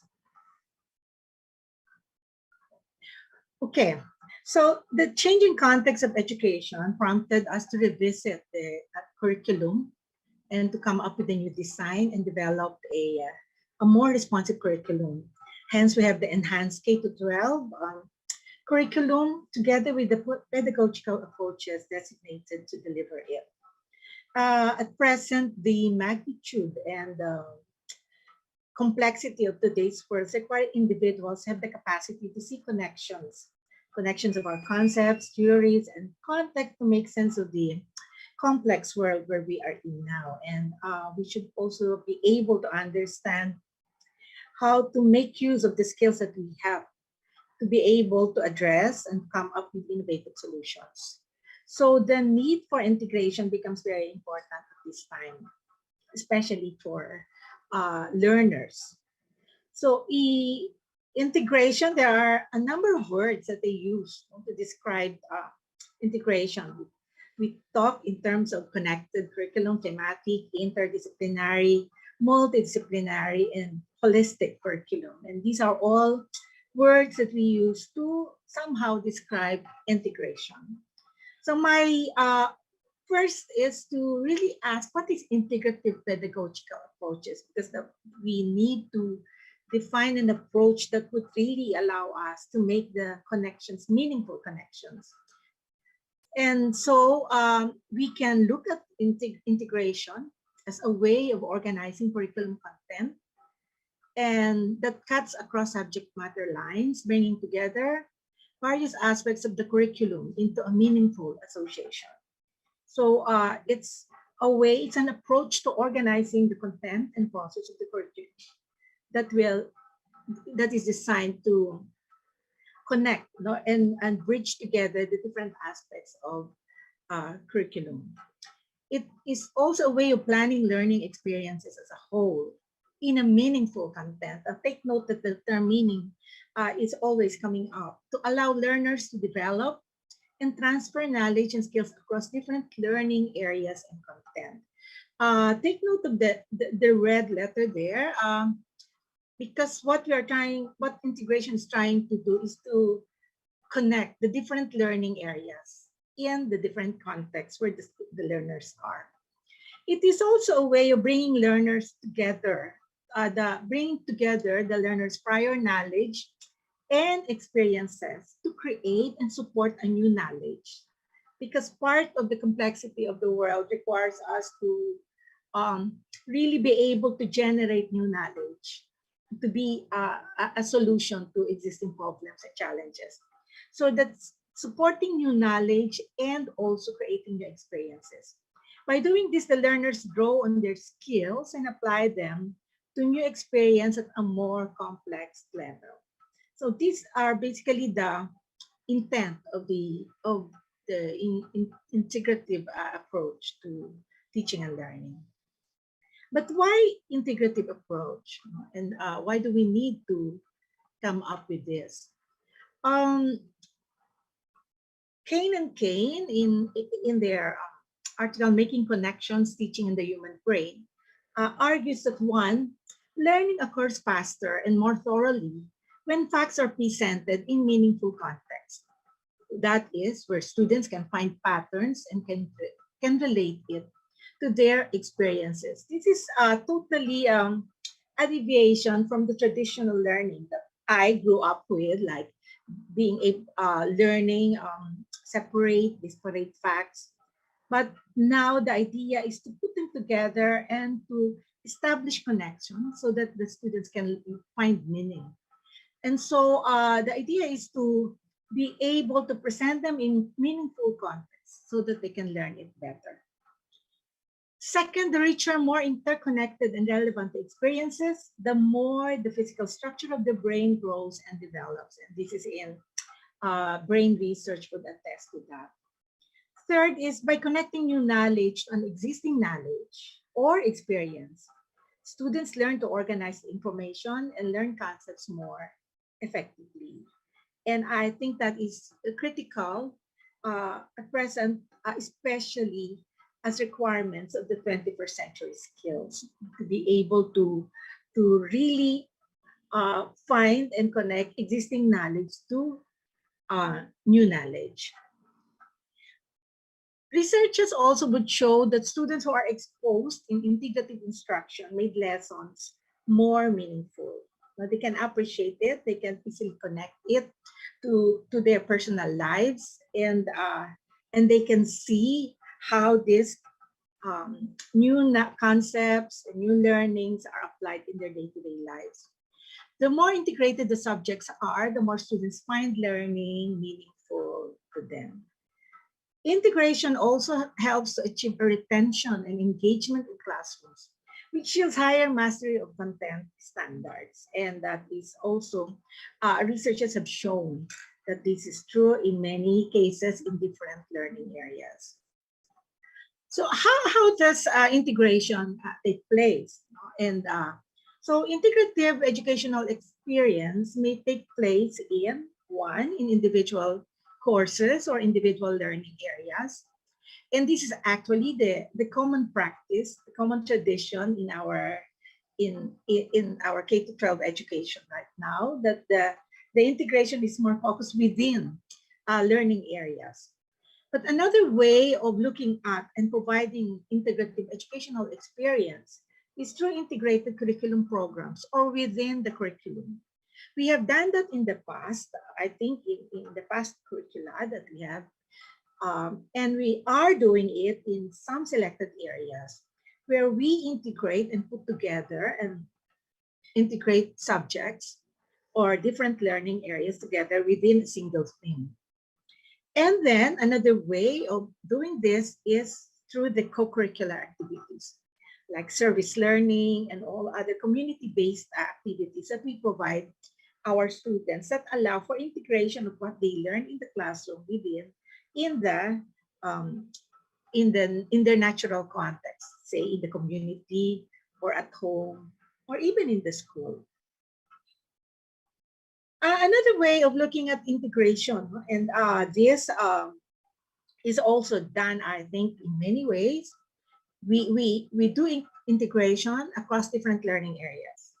So we have a number of learning areas in the different key stages, and we know that we can integrate. In the past, we integrate science and the languages, science and English, and we integrate Araling Panlipunan with Filipino in the past.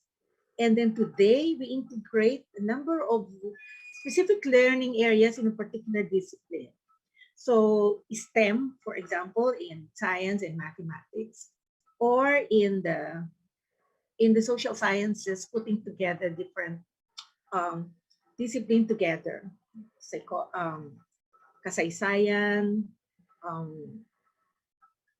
politika, economics, geography, and so on. And so we do this in a number of ways.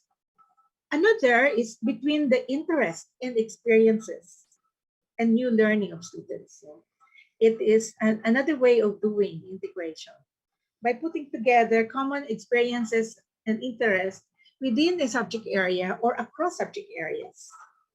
And that creates new learning, a more holistic learning, like putting together all the arts, physical education,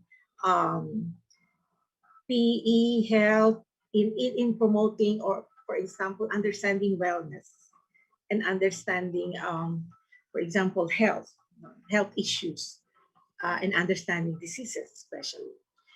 And then another way of integration is between previous learning, new learning, and extended learning. And a lot of teachers are doing that within your own specific learning areas.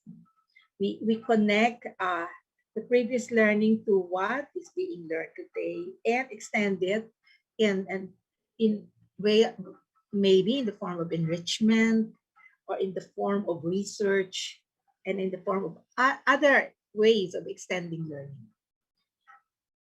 Another way of doing integration, which we do probably basically in the K-3 stage areas, looking like doing and designing lessons between different contexts, indoors, outdoors, home, and school.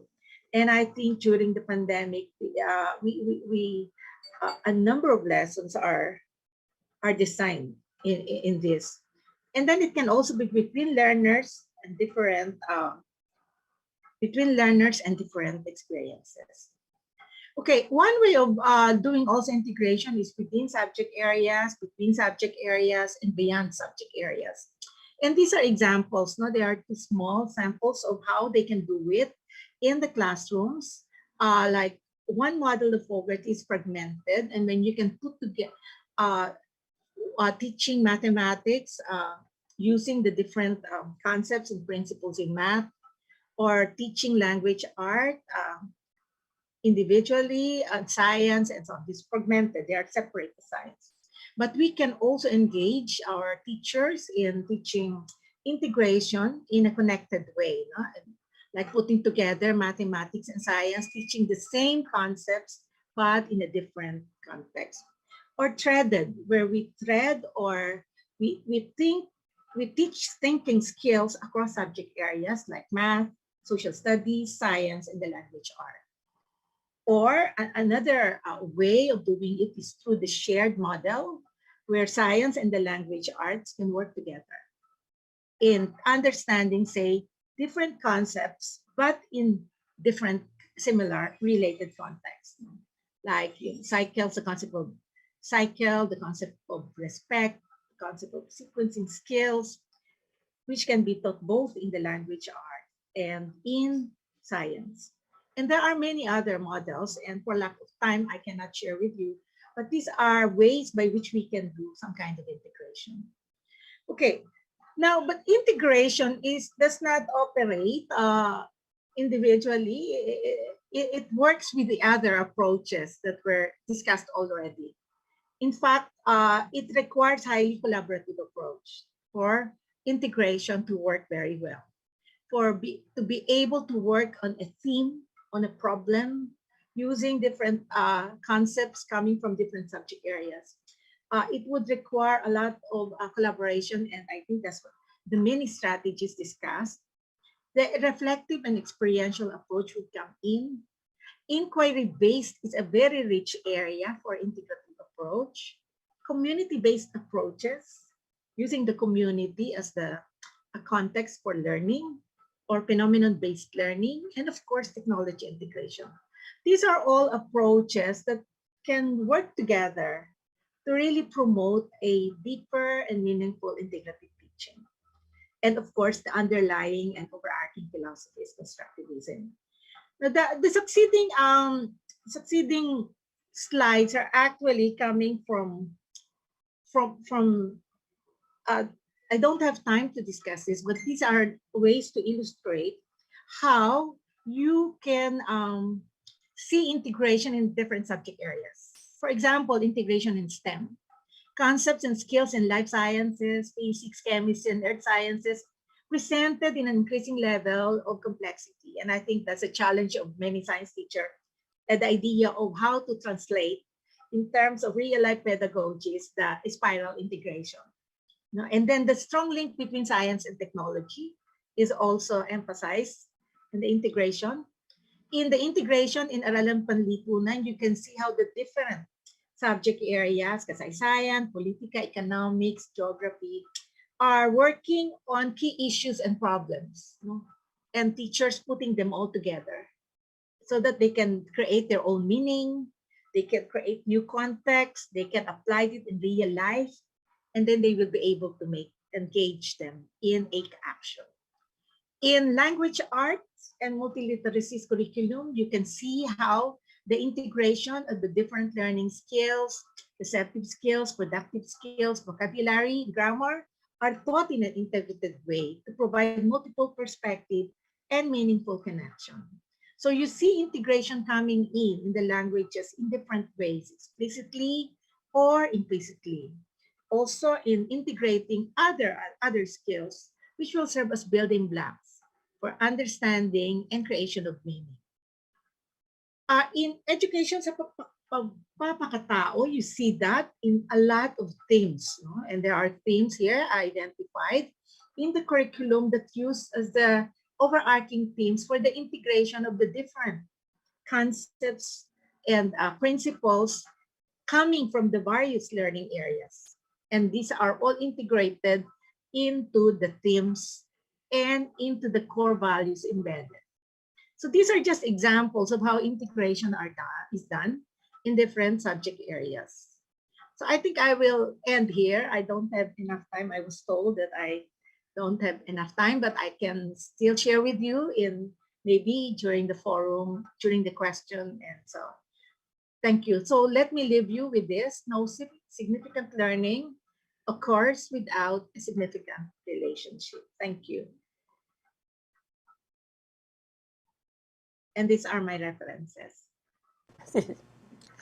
Okay, thank you so much, Dr. Roscoe, for that very meaningful sharing about how integration really comes into play in different levels, in not just in the classroom, but also across different areas in the curriculum. At this point, we also thank our other speakers, Dr. Barrett, Dr. Yeban, Dr. Oligario, Dr. Joaquin, also to invite them on the virtual stage to now, as we now proceed to our open forum and to be able to answer some questions that have also come from Zoom, and we have also gathered some questions from our Facebook platform. So first, let's start. I hope we are all our five very distinguished education experts are already there. Let's first start with the first question. How how did you see the Philippine classroom change over the past 2 years during the pandemic? So how did you see the changes in this classroom setting, and perhaps maybe share a little about how these changes affected the application of these pedagogical approaches? Perhaps we'll start with Dr. Barrett. Dr. Barrett? Hey, thank you so much for that question, Reg. How did the Philippine classroom change over the past 2 years? Pre-pandemic classrooms are mainly of traditional type, of a face-to-face mode with little effort, not to systematically and substantially integrate technology into the teaching and learning process. But because of the pandemic, schools were compelled to transition to virtual learning space and fully adopt learning technologies. And this sudden transition has challenged the education sector in many ways, like teacher and student readiness, sufficiency of infrastructure, particularly in the Philippines, which is a developing country, the appropriateness of institutional and classroom policies, which need to be recalibrated, and flexibility of curricula. Nonetheless, having been exposed to online learning space for around 2 years, the good thing is schools have slowly adopted to it, but many challenges still remain, especially on assessment and learning experience. And as I see it, the way to go forward should be the adoption of blended learning across all levels, because I'm afraid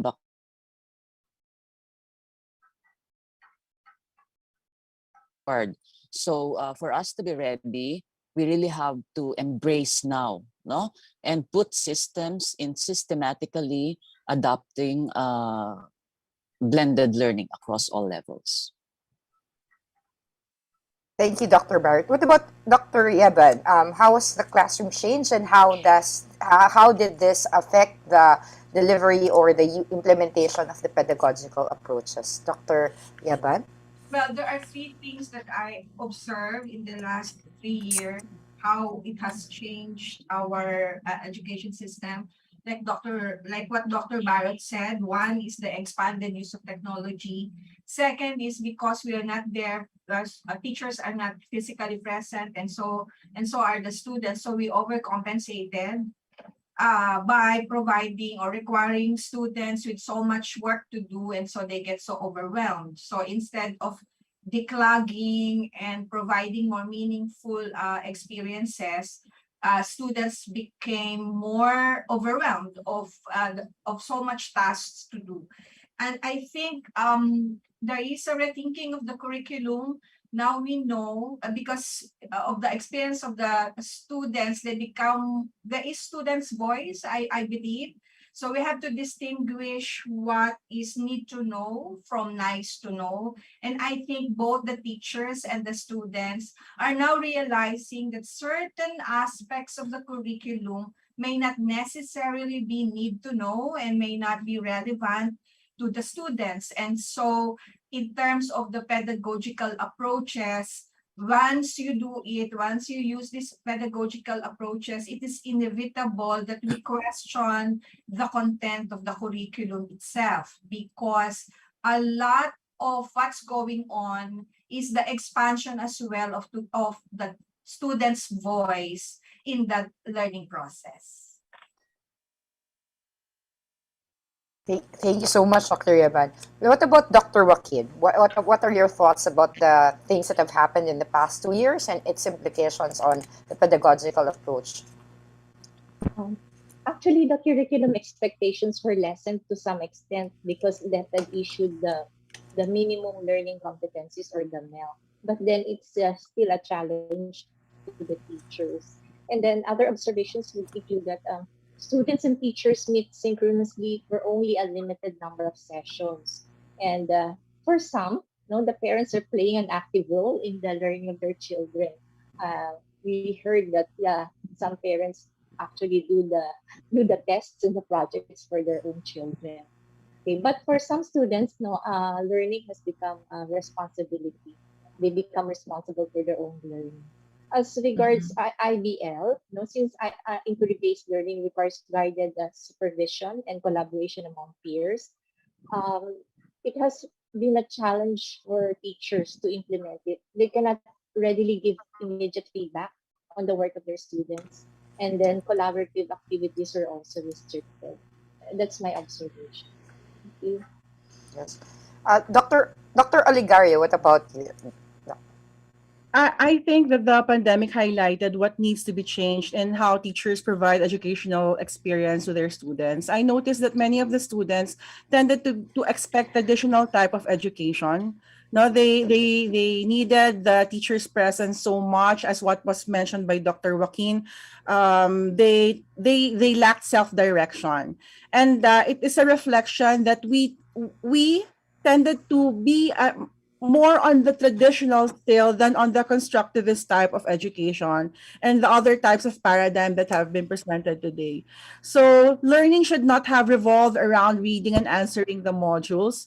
And many of the students expected support from the parents. The students and the teachers expected support from the parents who were not even trained to teach their own children.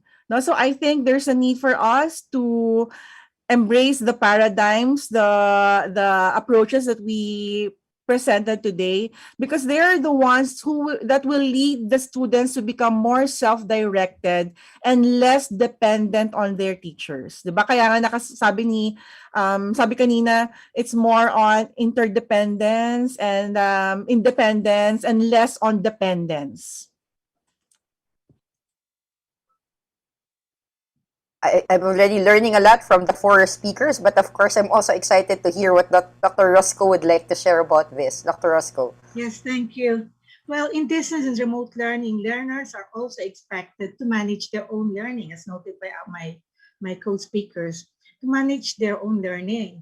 The transition to these new learning spaces require them to take a greater responsibility or ownership of their learning. So they need to develop the ability to monitor, manage, and process their own remote learning experiences. But however, many of our learners are not prepared to manage their own learning because teachers are not also prepared to really train them that way. No?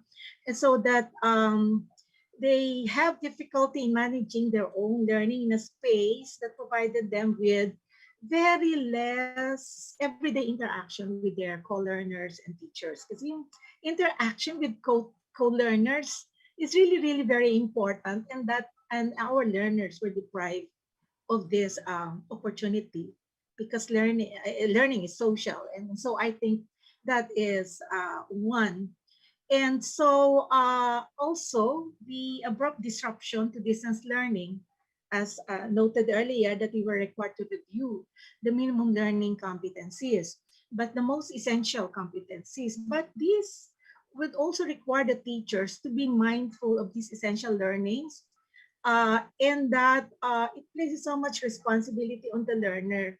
So a teacher should be able to know what experience will support students in developing the essential skills and knowledge for the different learning areas. They really need to make decisions on the kind of experience that will be provided them via remote and distance learning. Thank you. We're just in the first question, and then we already learned a lot about the importance of the stakeholders, the teachers, the students, and their challenges in the past year from the responses of our speakers, as well as what is essential in that. But of course, that's not, we're just in the first question. Let's try to go now to our second question. Now, our second question is about how do the various factors that you mentioned earlier, like the school, the teachers, the learning environment, how do these ones that you have mentioned earlier affect the implementation of the different pedagogical approaches in the new normal in schools? I mean, we've seen the challenge of this in the pandemic, and now we're transitioning to a new normal, going into a more blended learning direction, as mentioned by Dr. Bakani earlier. How would this affect the delivery of education in the new normal? Maybe let's start, kasi so Dr. Barrett was called earlier, let's call Dr. Felicia Yeban to start the discussion. Dr. Yeban?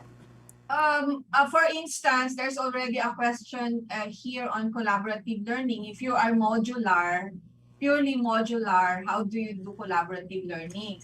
So that is why we have to expand our understanding of collaborative learning to not only include learning among the students. So if they don't have any access to resources that can allow for them to interact with their classmates, then we have to design the module in such a way that they interact with their more knowledgeable others where they are. That's why it's very critical for teachers to understand the context, social context of their students, know the human and the non-human resources, and then build on that. We can no longer implement a one-size-fits-all approach to education. It's going to be a highly contextualized, even individualized instruction. And so, for instance, insofar as collaborative learning is concerned, one impact definitely is the use of digital tools, but we have to contend with digital divide. There are those who do not have access to digital tools. But if for those who have access to digital tools, there are different levels. We can use Messenger and all that, right? So the teacher must be able to upskill them herself or himself insofar as the use of digital tools are concerned. Insofar as students do not have access at all to digital tools, then our modules must provide opportunities for them to collaborate with whoever is around them because they themselves become the more knowledgeable others of the students. So that is only insofar as collaborative learning, and I give the other approaches to my fellow resource persons. Yeah. What about Dr. Joaquin? How do these factors you mentioned earlier affect the implementation coming up with a new normal in education?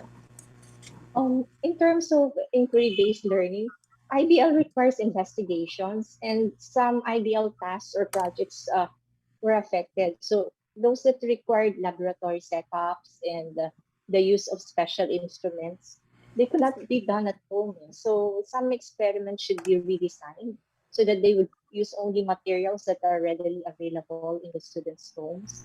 And then some teachers could just let students watch YouTube pre-recorded the videos on how to conduct experiments, but then it's really still different, no, from doing these experiments yourselves.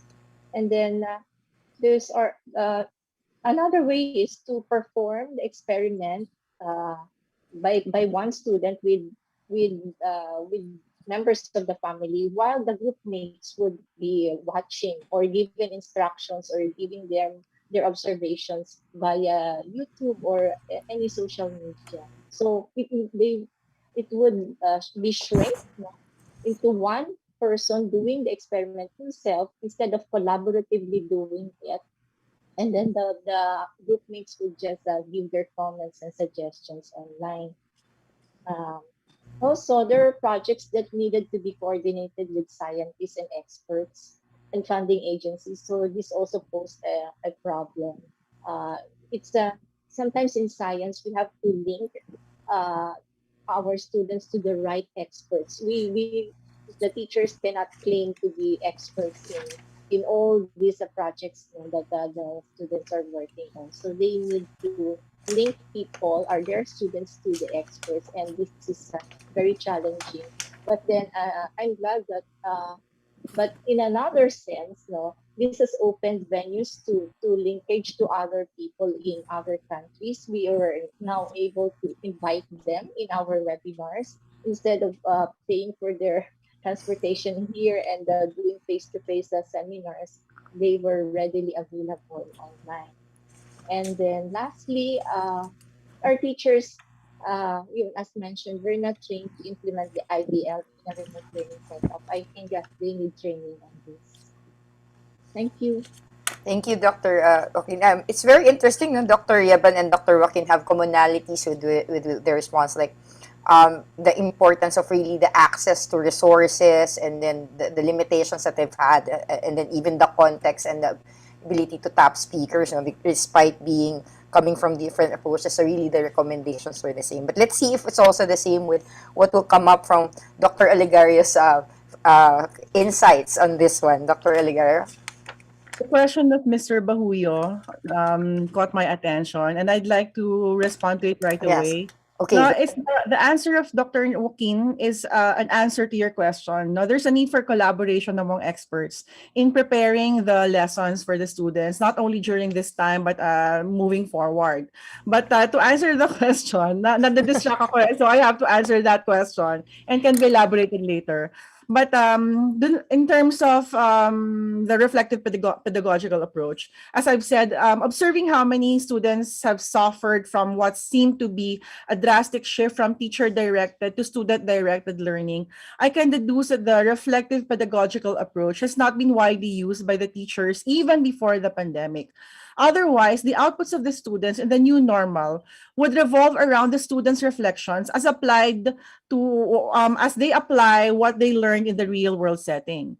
The reflective pedagogical approach, as well as the other approaches mentioned, entails providing authentic experiences to the students and making them reflect on these experiences. Thus, the home activity should not have revolved around reading and answering modules, but on doing projects that apply the concepts that they needed to learn.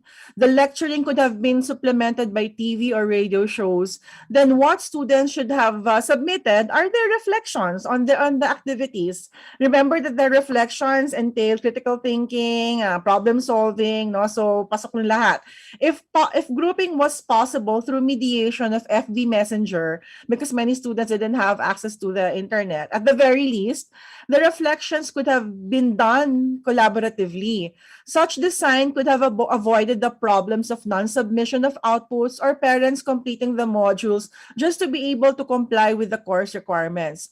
So the creation of new modules with new content, because the old we could have avoided the creation of the new modules with the new content because the old modules could have been used. What should have been designed were the authentic tasks to be done by the students at home, and how these would be assessed, as what was mentioned earlier by several of the speakers also, that we should move away from the summative assessment, from the traditional type of assessment, but more on the or the teacher-centered assessment, but more on the peer assessment, embedded assessment, formative assessment.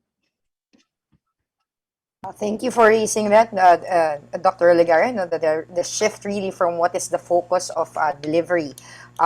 I'm also interested to find out what Dr. Roscoe, and perhaps not just me, but also our participants in Zoom and in Facebook. What about your thoughts about this, on how these factors now affect our delivery of education in the new normal? Actually, I'll go completely with the idea of Dr. Hicario, putting together and linking all these efforts, no, for learning.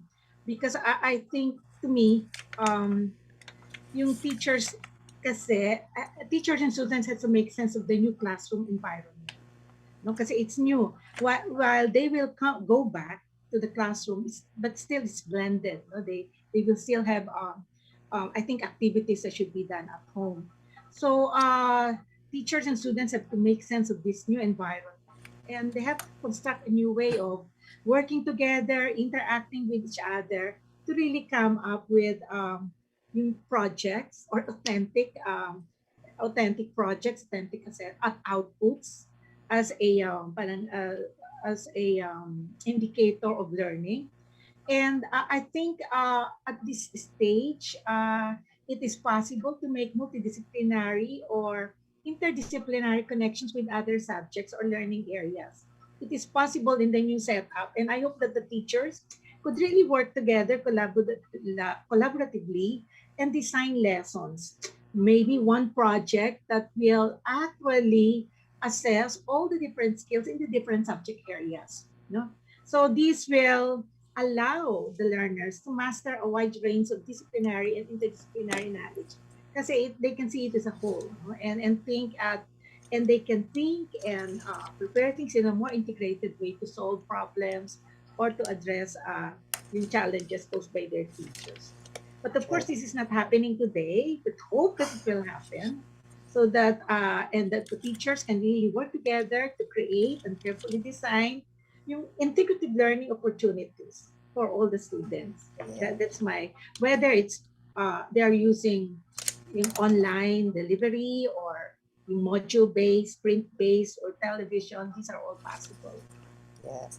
Thank you very much. And you know, your responses are flooding our channels with other questions, both in the Zoom and Facebook, follow-up questions. But we'll see if we have more time. Let's see how many can we answer. So thank you very much also, Dr. Roscoe. Another lesson I learned, you can copy-paste answers right now in the pandemic. So that's also very good, and enhance them in such a way. So in the same way with approaches, we can also look into this and copy-paste the best answers and practices and make it better. What about Dr. Barrett? Dr. Barrett? Thank you so much, Reg. I want to greet pala muna the city school supervisors ng City Schools Division of Cabuyao City. They are listening right now. Anyway, so going back to the question, you know, undoubtedly curriculum, learning environment, teacher quality, infrastructure, learner and learning factors like the psycho-emotional state, motivation, aptitude of students, learning resources, school policies, leadership, influence the implementation of constructivism. So I want to emphasize that it should not be one directional only. Hindi kailangan palagi na lang teacher ang tinututukan, because this is multidimensional eh. The issues are multidimensional, and they are highly entangled with one another. And going to the curriculum, the curriculum itself has to be designed from a constructivist perspective by allowing students to experience learning not only at the realm of cognitive dimensions. Kasi nangyayari, we are saying that we are adopting constructivism in paper, but in practice, no. That's the reality. Hindi nangyayari yun. And sadly, I did a review of the K-12 curriculum, which was published in an international journal. And aside from issues on specificity, alignment, and clarity, no, yung alignment of learning plan, the document itself, yung content niya, the alignment, look at it, talagang pahirapan mo pa yung teacher, no? Kung saan dito yung aspect ng constructivism. And also, teachers need to be skilled and oriented as well in implementing the principles of constructivism. But we also have to recognize their embedded or innate framework. Kasi yung teacher, no, kung saan dito yung aspect ng constructivism, no? Kung saan dito yung aspect ng constructivism. And also, teachers need to be skilled and oriented as well in implementing the principles of constructivism. But we also have to recognize their embedded or innate framework. nagkakaroon ng problema yung intended versus implemented and assessed curriculum because there is an evident mismatch between the intention of the curriculum and the pedagogical framework of the teacher. Hanggat hindi yan ina-embrace ng teacher, and the teachers will not embrace any curriculum reforms if the realities in the classrooms. No? Kaya maganda nga yung research na gagawin ng Simeo eh. Aalamin kung ano yung mangyayari sa classroom. And from there, pag-aralan kung paano mai-implement ng mas maayos yung 5 pedagogical approaches. Also, the sufficient infrastructure and resources should be available that allow students to fully engage in learning activities. One example is the LMS that offers interactive and flexible features, no? That would allow students to produce an output or perform within real life context. Minsan kasi Google survey, Google quiz, no? Pero there's no semblance of real life online activity. So when we embrace learning technologies in a virtual space,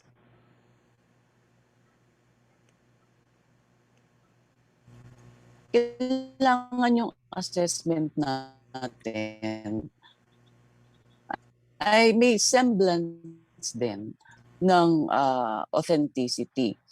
And finally, policies have to be aligned as well with constructivist perspective. For instance, students may be allowed to co-create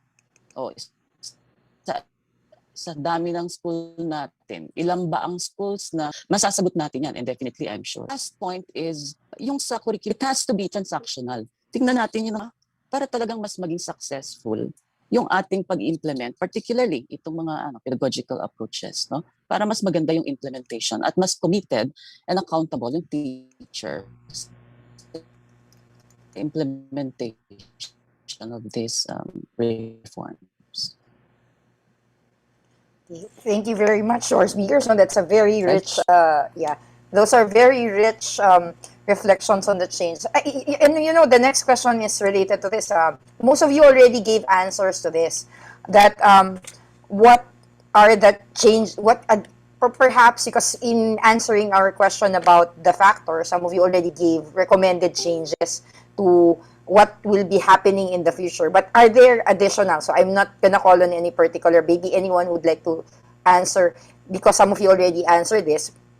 What particular additional changes, other than those mentioned, do we need to put more into schools as we now face for this face-to-face classes? More schools are being allowed face-to-face, or sa direction now from the DepEd Secretary, and also to go to a blended learning which allow face-to-face. No? So what are, aside from the ones mentioned, what are your recommendations on the use of these pedagogical strategies, or how do we can implement this in really helping the schools prepare for holding face-to-face classes in the coming year? Because that's nearing. That's going to be August. So giving them enough time for this. Any one of you would like to start?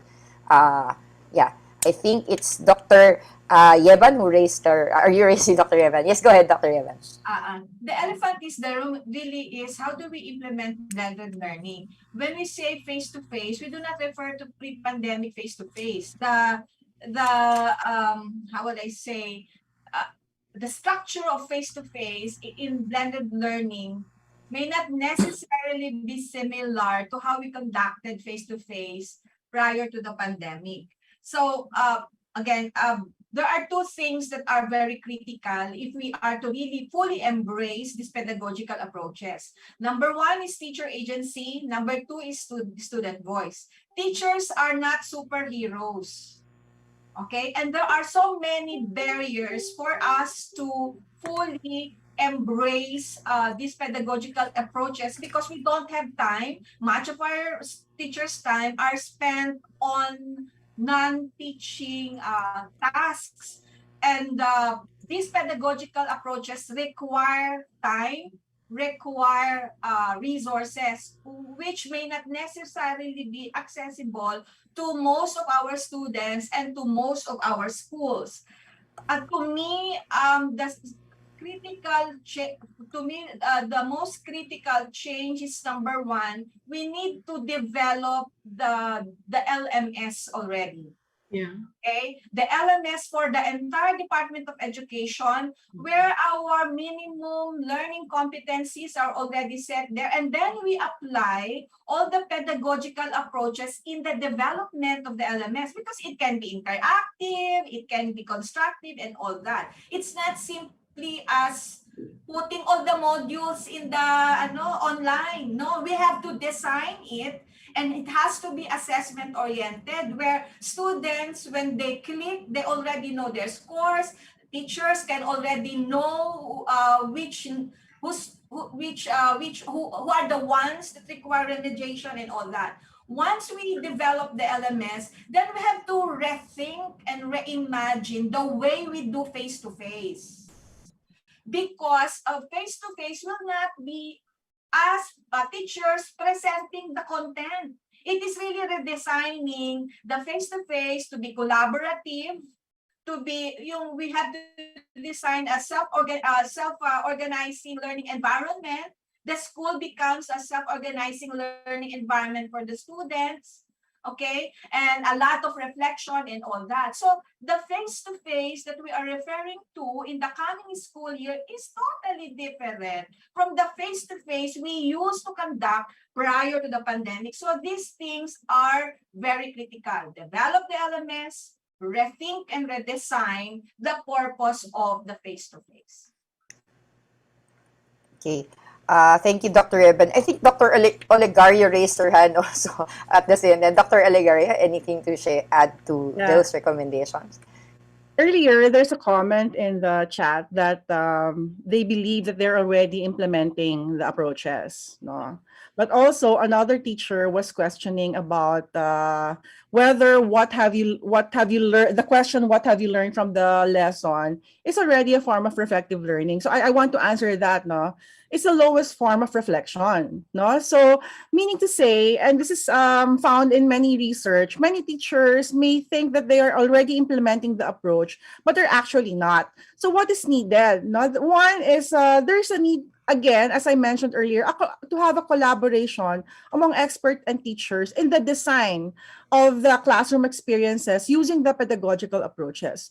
Webinars will not address the need for training and development in these areas. Now, there's a need for mentoring in practice.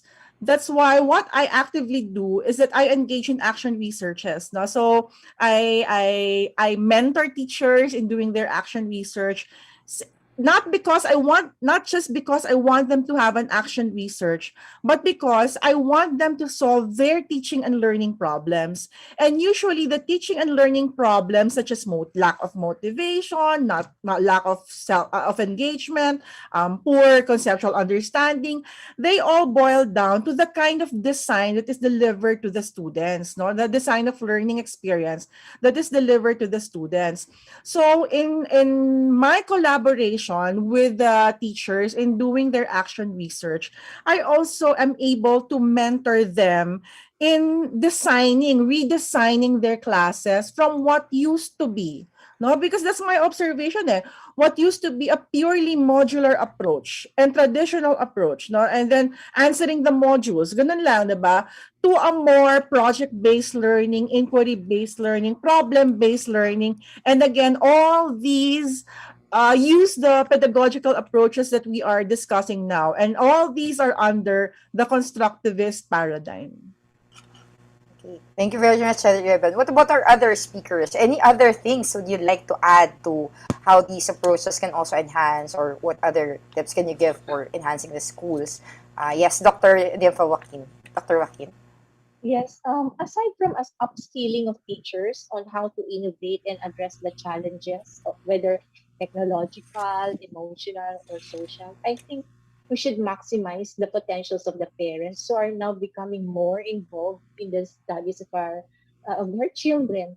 You know, since they were just staying at home, they become more active in the education of their children. And I guess, as I've heard no, from the different companies, mas nakakatipid daw yung work, yung companies nila if the employees are working at home. Kasi work from home, yung in terms of finances, no, they don't pay for the electricity and all. So most likely in the blended learning, but the parents still have the luxury of time to mentor or to tutor their own children. So we should maximize the potential of parents as our co-teachers, and also the administrators. I'm talking about the math and sciences. If there are gadgets or softwares that need to be purchased, I think they should invest on these because technology is already part of our education. So money may be a problem right now, but I'm sure we can tap different companies who are willing to share or to support young schools or small schools in this endeavor. Thank Yes. you. Thank you very much. What about Dr. Roscoe and Dr. Barrett to add so that we Yeah. can perhaps after this we can go to other questions, individual questions this time. Yes, Dr. Roscoe. Yeah, I would like to respond. I would like to support the thinking of Dr. Yevan kanina kasi I was thinking, I think there is a need to really study the new learning space kasi teachers need to understand the new learning space kasi hindi, it's not really just the face-to-face classroom as mentioned by my co-speakers, but it's really understanding the overall learning ecology now. It's the community, it's the home, it's the school, and the other probably context for learning. And kaya it has expanded, I think, but it provides very good potential for deeper integrative learning kasi, no? Kasi like the LMS will provide more flexible and it can be more accessible because of the new and emerging technologies and digital tools that we can use to support learning.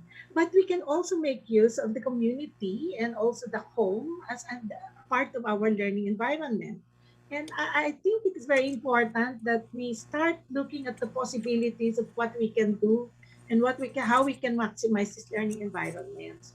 And kasi sa LMS, we can, and as I said, I support the thinking that we really need to provide the teachers the support by designing lessons, integrative lessons, collaborative lessons there that will help them and allow them to really also acquire that yung mind shift, no, to technology supported learning. But also we need to also assist teachers now understanding the natural context, yung home, and how we can tap the resources at home. Kasi ang dami, no? It's very maraming potential that we can make use of, especially in inquiry-based, in problem-based learning that are available at home. But of course, as mentioned earlier, we need to also consider the parents who are supporting the learners at home. Those are the things that those are my thinking. Thank you. Thank you. What about Dr. Barrett? Any other additional tip to add to what our fellow resource persons shared today? So since the topic assigned to me is constructivism, I will offer 3 recommendations along this line. Aside from the points that I've mentioned earlier, one important tool that we need to ensure the consistency and accuracy of implementation of constructivism is a rubric that specify pedagogical activities that align with constructivism. I'm not so sure if it's available now, but I think we need that one because it will really help and guide the teachers, no? But we have to take note that this tool should be co-constructed, no? Dahil constructivism rin tayo. So this should be co-constructed by teachers, no? Kailangan practice natin 'yon to increase the commitment and accountability of the teachers. Second, schools need to provide materials, whether it's print, online, whatever form of instructional materials. No, we have to make sure that they adhere to constructivism. Marami kasing books na very traditional pa rin eh. No, they claim that it's constructivism, but they are not. If you will examine the learning activities provided in the textbooks, no? Because itong textbooks kasi are like the Bible of teachers, especially the novice ones. So very, very critical yung instructional materials, no, that we provide to our students and teachers, no? If the textbooks remain as behaviorist, dami dyan, mga MCQ pa rin, true or false, mga short answer type, no? Then that's a big implementation problem. Okay? And finally, sabi ko nga kanina, MCQ, short answer, identification type, matching type, should take a backseat. I'm not saying that we abandon them completely. No, they just should take a backseat. Instead, assessment should focus on real-life performance-based assessment, where the final output is a product or performance. Emphasis should also be given to process that learners take before they arrive at the final output. This is called process-oriented approach to teaching and learning. And I also want to emphasize the value of portfolio assessment, preferably the electronic portfolio, no? And then the students publish it in social media, because if you publish it in social media, then you have the real audience in your the real audience for your students' output, hindi yung teacher lang ang nakakabasa or classmates. So you have to harness the power of social media, and that is basically what we call adhering to social constructivism. No, prinsipyo din yan ng constructivism. And along with electronic portfolio, we can have reflection, because that's twins. Twins yung dalawang yan. If you have portfolio assessment, then you should have deep reflection, no, to further empower students as the master of their own learning. Thank you very much, Dr. Barrett. We still have 5 minutes, so let me see how many questions we can squeeze in from our participants. I'll start, since Dr. Barrett, you're the one who last spoke, I'll read a question specific for you. How you mentioned earlier in your talk about students being co-creators of the rubric. So the question from one of our participants is, Dr. Barrett, how can the students be co-creators of the learning rubric? How can students can be co-creators? You mentioned. What can probably be done there is that the teacher can have a tentative rubric. Of course, that should be aligned to the target competencies, no, and how the teacher visualize the output of the students, and then the teacher can probably present the rubric to the students, so that they can give their comments and feedback to it, and they can make some additional inputs, no, on how it can be tailor fit to the realities of the students. Pwedeng pag ganun ang direction, iba-ibang approach depende na lang yan sa teacher. Pwede namang simultaneous, separately, the teacher comes up with a rubric, and then the student separately comes up with a rubric, and then they meet, they discuss, they polish the final rubric. Thank you very much, Dr. Barrett. So it's really not just when you say that it's really a not just teaching, but rather in the creation of the rubric is collaborative. Dr. Joaquin, there's a question here for you. Are there instances that the IBL or was found effective in enhancing learners' reading comprehension? Is there a way that this approach was, perhaps because in the examples that was given, it's more on the math and the sciences. So I think the participant is interested if this has been also effective in reading comprehension. Dr. Joaquin. Yes, it is, because when you do project-based learning or problem-based learning, and even designing variants of IBL would require a lot of reading and research. So again, it's multidisciplinary. It owns the reading and the comprehension skills of students as well. Aside from developing social skills, it improves their communication and all of the skills that are developed in the reading and languages area. I think that's very helpful to know that it's not just applicable to the science and the math, but also in all other areas.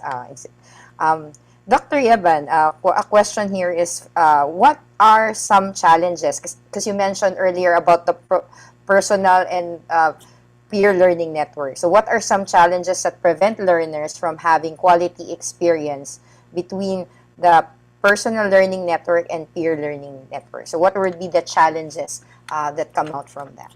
If Dr. Yep. the personal learning network is limited, that is why the teacher has to somehow assess the personal learning network of the students. What do I mean by that? You have to know the human and non-human resources that they have access to. And then if you think that you can facilitate the expansion of that personal learning network, both human and non-human, help the students design some kind of a plan for the students to expand. No? For instance, if you have students, depending on the age, who do not have access to social media, of course, with the proper orientation to having social media accounts, then you can facilitate that. Now, insofar, so one disadvantage of a personal learning network is if it is too limited. So if it is limited, then the learning is also limited. So you have to facilitate how to expand it. Again, there are always risks, okay, especially in the digital world. That is why it is very critical that we also orient our students to how to be responsible digital citizens. Also, apart from the online world, we have the offline world. There, our students accessing the resources within their community is critical as well. Now, for the peer learning network, which is different from personal learning network, it means that we help or assist our students how they can access different learning communities that are available in their community offline and in online world. So the advantages and disadvantages again are the risks involved once our students tap into the online world as well as the offline world kasi parehong may risk. That's why proper orientation is necessary. Okay, thank you, Dr. Evan. I'll ask this question to Dr. Roscoe and Dr. Eligari because it also involves integration and reflection. The question is, how can we integrate your strategies, integrate integration in a virtual classroom environment? And then in relation to this is how can we also integrate reflective strategies in a virtual classroom environment? So the question on the reflection, integration of reflection, I'll pass to Dr. Eligario, but I'll first ask Dr. Roscoe on how to integrate these strategies in a virtual learning environment. Dr. Roscoe first, go ahead. The question is how to integrate These strategies in a virtual learning environment. In the virtual, the design of the lessons in the virtual, especially in the LMS, should be using an integrative approach, because we just don't upload lessons. We need to think about the lessons, and the design of the lessons should reflect not only integrative it should reflect the constructivist lesson, which is collaborative, integrative, reflective, and so on. And it's an overall design. And so we need to really to carefully look into the curriculum, analyze it, identify the areas where and the content areas where integration can be made possible. And then from there, as you design these content areas, then you develop the necessary approaches and delivery strategies. But these are all anchored on the principle and theory of integration. I think integration is in the philosophy and the framework of the design of the LMS. And then all strategies should work towards it. Yeah. Thank you. Yeah, so next, I'll call na for the integration of the values into virtual learning lesson, Dr. Aligario. That's why I really promote the use of project-based learning. Because in use of project-based learning, which integrates many courses, many subjects, the students get to reflect at the beginning of the project, in the process of the project, and after the project. At the beginning of the project, the students reflect on what there is, what they can do, what strengths they have, what weaknesses they have, what kind of collaboration do they need to have in order to solve the problem. Okay, so I'm also integrating the other paradigms, the other approaches mentioned. No, and then in the process of doing the project, again, the role of the teacher here is to facilitate learning, right? So the teacher gives feedback in the performance of the project. The students again reflect on how they can improve the ongoing project.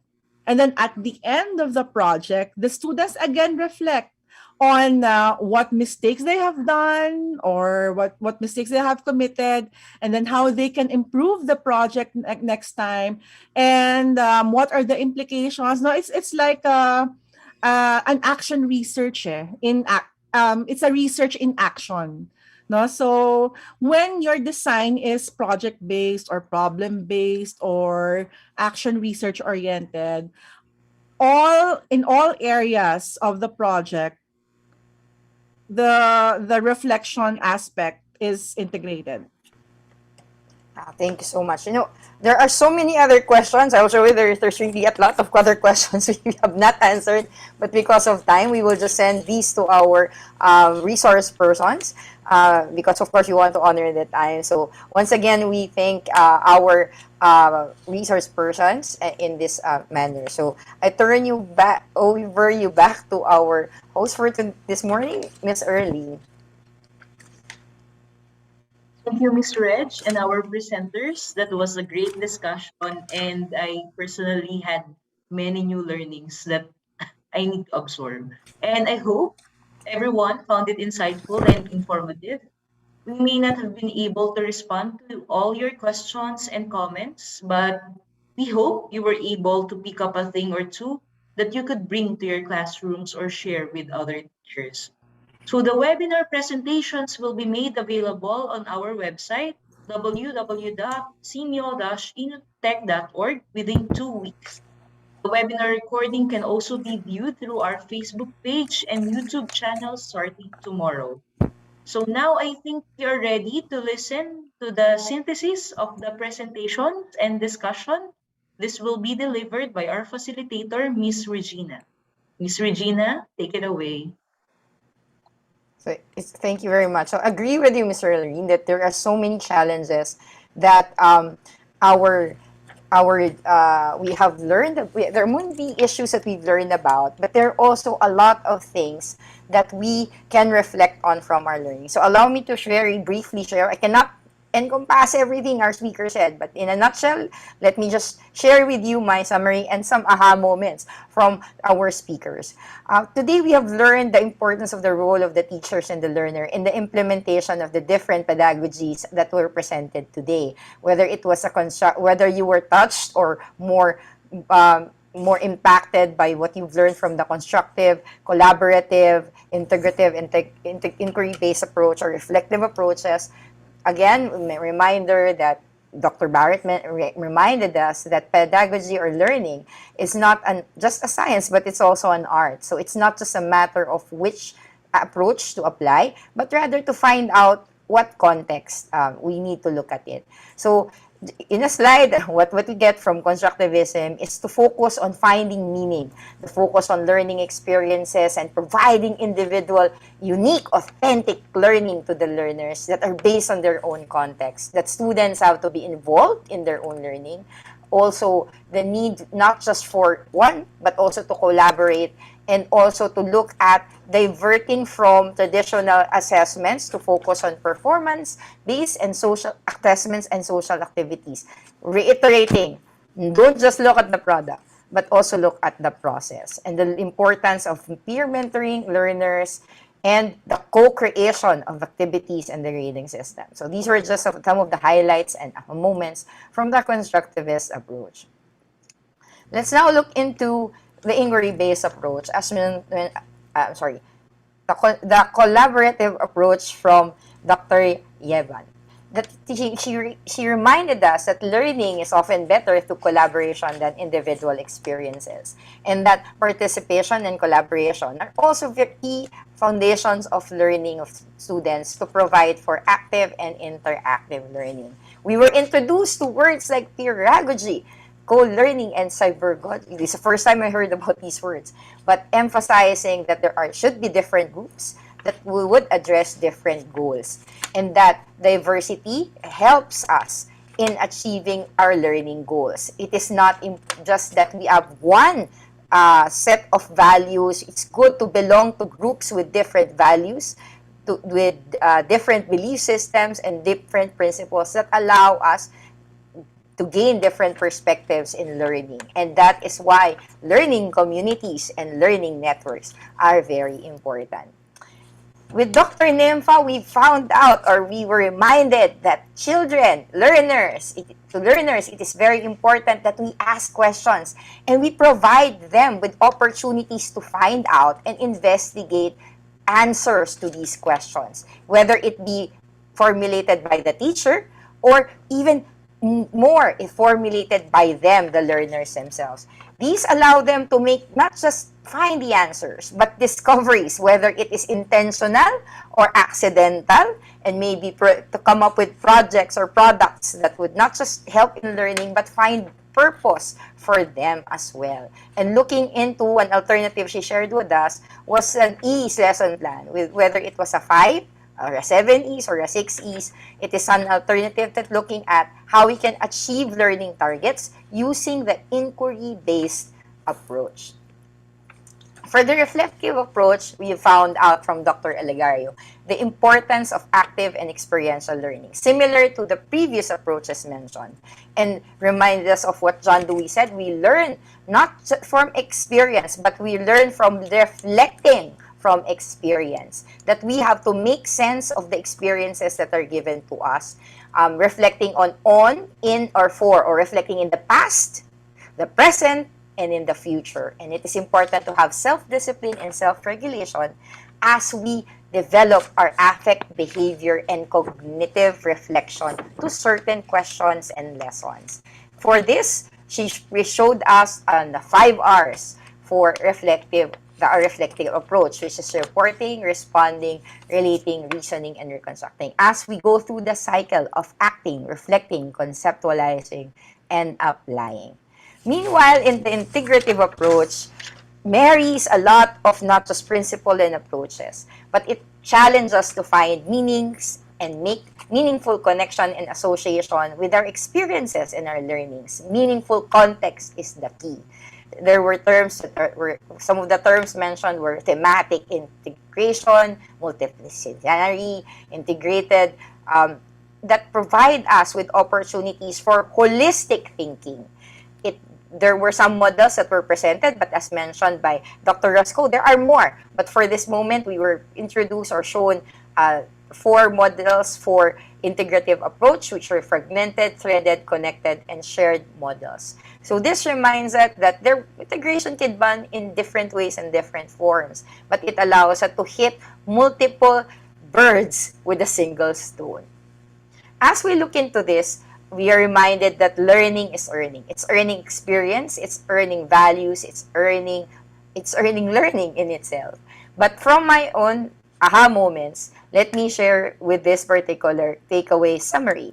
Let us contextualize in the aspect of learning that there might be different approaches. And there is no, all of these approaches allow us to, or remind us to contextualize the need to understand the existing knowledge of our learners. This allows them to contextualize or bring a foundation to what they will learn. And regardless of what approach you will apply, it will remind you of the need to gather new experiences, to cherish or enrich existing knowledge of our students. These experiences allow them, whether it's in a social context or individual context, whether it's through inquiry, through providing performance-based assessment, through providing activities, allow them to gather learning through the experience. And it is important to have them engaged, whether it is engaged in their own thoughts by answering questions or engaged in social peer networks, personal networks, or in a pedagogy or on peer work or collaborative work, or just basically in a learning environment where there are other people who can help them and provide them with perspectives and experiences. As we go into this, contextualize the environment, whether it is to ready your LMS, to ready to face, or to ready whatever materials are already there to support the learning of the students. And as we learn to contextualize, let's focus on 4Ps, which will be, earlier it was mentioned, two of these were mentioned, but let's add on to that. Let's look at the purpose. What are we doing it for? As we streamline our curriculum, find out what is the reason for this. Why is this related into the context or the understanding of the learner, as Dr. Olegario mentioned. As Dr. Barrett mentioned, focus not just on the product, but also on the process, not just on what they will learn, but how they will learn it. And of course, adding on, remember that the focus of all of this is the student or the pupil, which should be to benefit. It's what we are doing it. All of these approaches, we're trying to learn this to maximize learning of the student. And of course, let's consider, as we consider 4Ps, let's also consider 4As. As we focus on these contextualizing, let's look into what was mentioned in the open forum, access. What opportunities, what materials and resources are accessible to the learners? Yes, the parents may be there. Yes, do they have internet technology? Although the parents are there, are the parents equipped to help them? Do they have the time and the resources as well? Do they have the necessary materials? Let's say in Dr. Nimfas mentioned, do they have the sufficient tools that are usually accessible to the school? But can we also cater this or change this in such a way that it can be available to them in the home, just in case classes do not begin in the school? Next is looking at the ability of the students, not undermining them, but also providing them with opportunities to gain that experience, to co-author their rubrics, to also see to what extent they can also expand what they know, given certain questions, different integration or reflection ideas. Then we look at developing our attitudes. It is not only for the learner, but for the teacher. Earlier in our chat box in Facebook and Zoom, we see teachers sharing their difficulties about these new strategies. And some are saying, as Dr. Nimfa said, they know about these strategies already. But the fact is, there is a difference between theory and practice. When we say we know something, do we really know it? Or we're just looking at an open mind to see how much more we can develop. Even if we know these strategies, what else can be done to better to approach it? And how else we can implement this into the new situation that we have, because it's no longer the same as before. As mentioned, even if it were going to face-to-face, it's not going to be the same as before. And of course, the last is accountability. Who is accountable to our learners? It's not just the teachers. We also hold our students accountable, and our parents and our schools. So everybody is accountable, and we have to be all aware of this. It is not about pointing fingers, but also accepting the responsibility that we are a part of our students' learning. So as we end, let's try to look into what was mentioned also by one of our speakers. There are no one-size-fits-all solution. There is no best approach, but the approaches should adjust to the little puzzle pieces of our student. No single student is alike. So in the same way, no single school classroom is the same. So in these approaches allow us to give a plate, like a buffet, of opportunities and experience that we can explore and see which one fits the taste of our learners, fits our taste as an educator or an agent of learning with our students. So with this, as we mentioned, this is just theory. But at the end of the day, the solution is not about learning about it, but implementing it and bring these learnings back into the classroom. It is not about a copy-paste solution, but rather looking at that solution and how can you apply it, and perhaps how can you make it better. Back to you, to our host for this morning, Ms. Elrie. Thank you so much, Ms. Regina, for excellently consolidating the discussions on theories, applications, and insights on the 5 pedagogical approaches from our experts. So sorry that we went beyond our scheduled time for this morning, but before we end, please answer our end of program evaluation form through the link posted on the chat and comment section. You can also scan the QR code you see on the screen. So e-certificates will be sent within 2 weeks to attendees from Zoom and YouTube and Facebook Live who have accomplished the evaluation form. So please also note that we will be closing the evaluation form today, June 22 at 11 p.m. So accomplish it as soon as you can. And while you're answering the form, let me share some publications and upcoming events of Simio Innotech. So we have here the nurturing critical and creative thinkers through inquiry-based teaching and learning in early childhood care and education. So you can access it through the link provided or the QR code. And our Learning Development and Management Office also have 2 courses for you. So for our teachers, we have the Southeast Asia Teachers Competency Framework, Course 1, and the Managerial Leadership for school heads. Okay, so please follow our social media accounts at Simio Innotech on Facebook, Twitter, and Instagram for further updates. Okay, to finally close this webinar, may we call on Mr. Benito E. Binoza, Manager of the Knowledge Management and Networking Office, to give the closing remarks. Sir Bennett. Thank you, Arlene. So I wouldn't want to stand between our learners, co-learners, and resource persons from their lunch.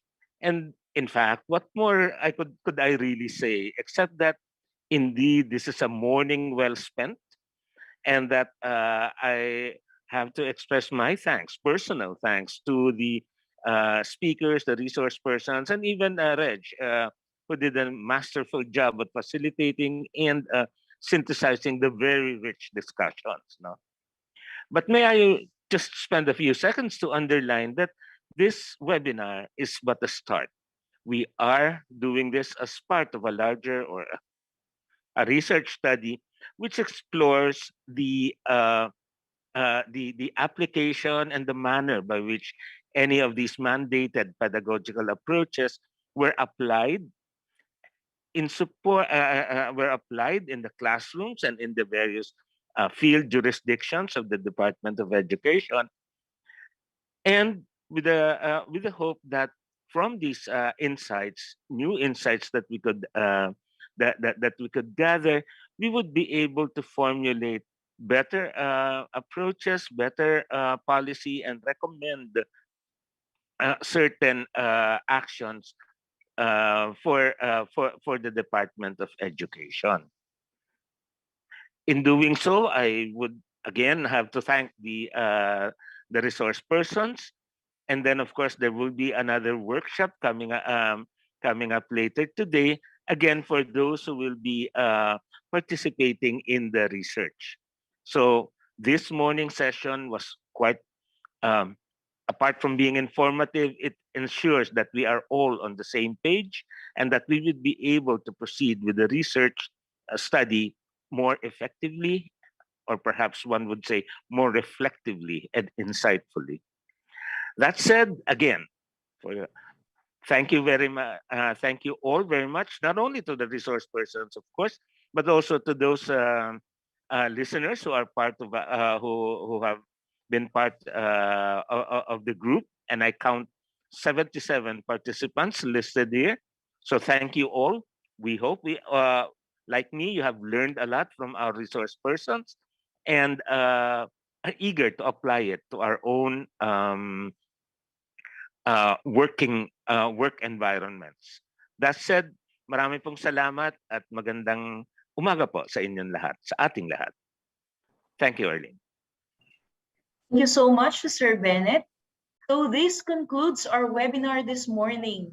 Thank you so much, everyone, for joining us in this program.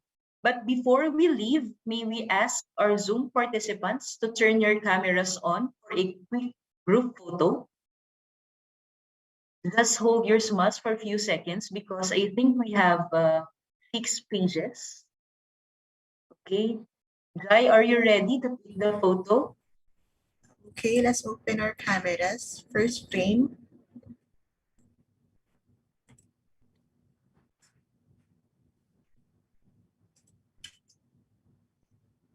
Second frame.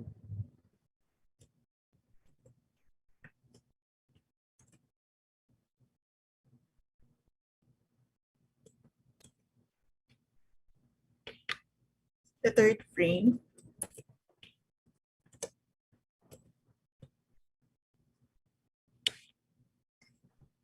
And the last frame. Thank you, everyone. Thank you so much for those wonderful smiles, and it's good to see your faces. So to all our Zoom participants, our resource persons, and viewers from Facebook and YouTube, maraming salamat. We hope that this has been a fruitful experience for you as it was for us. Let us continue giving meaningful learning opportunities to our children through effective teaching practices in this new normal. So just a reminder to our Zoom participants, since it's already 12:16, we'll resume our session or for our workshop. We will resume at 1:20 p.m. So kindly be back at Zoom at around 1:05 p.m. for the next session. We'll be using the same meeting link. So again, maraming salamat everyone and enjoy the rest of your day.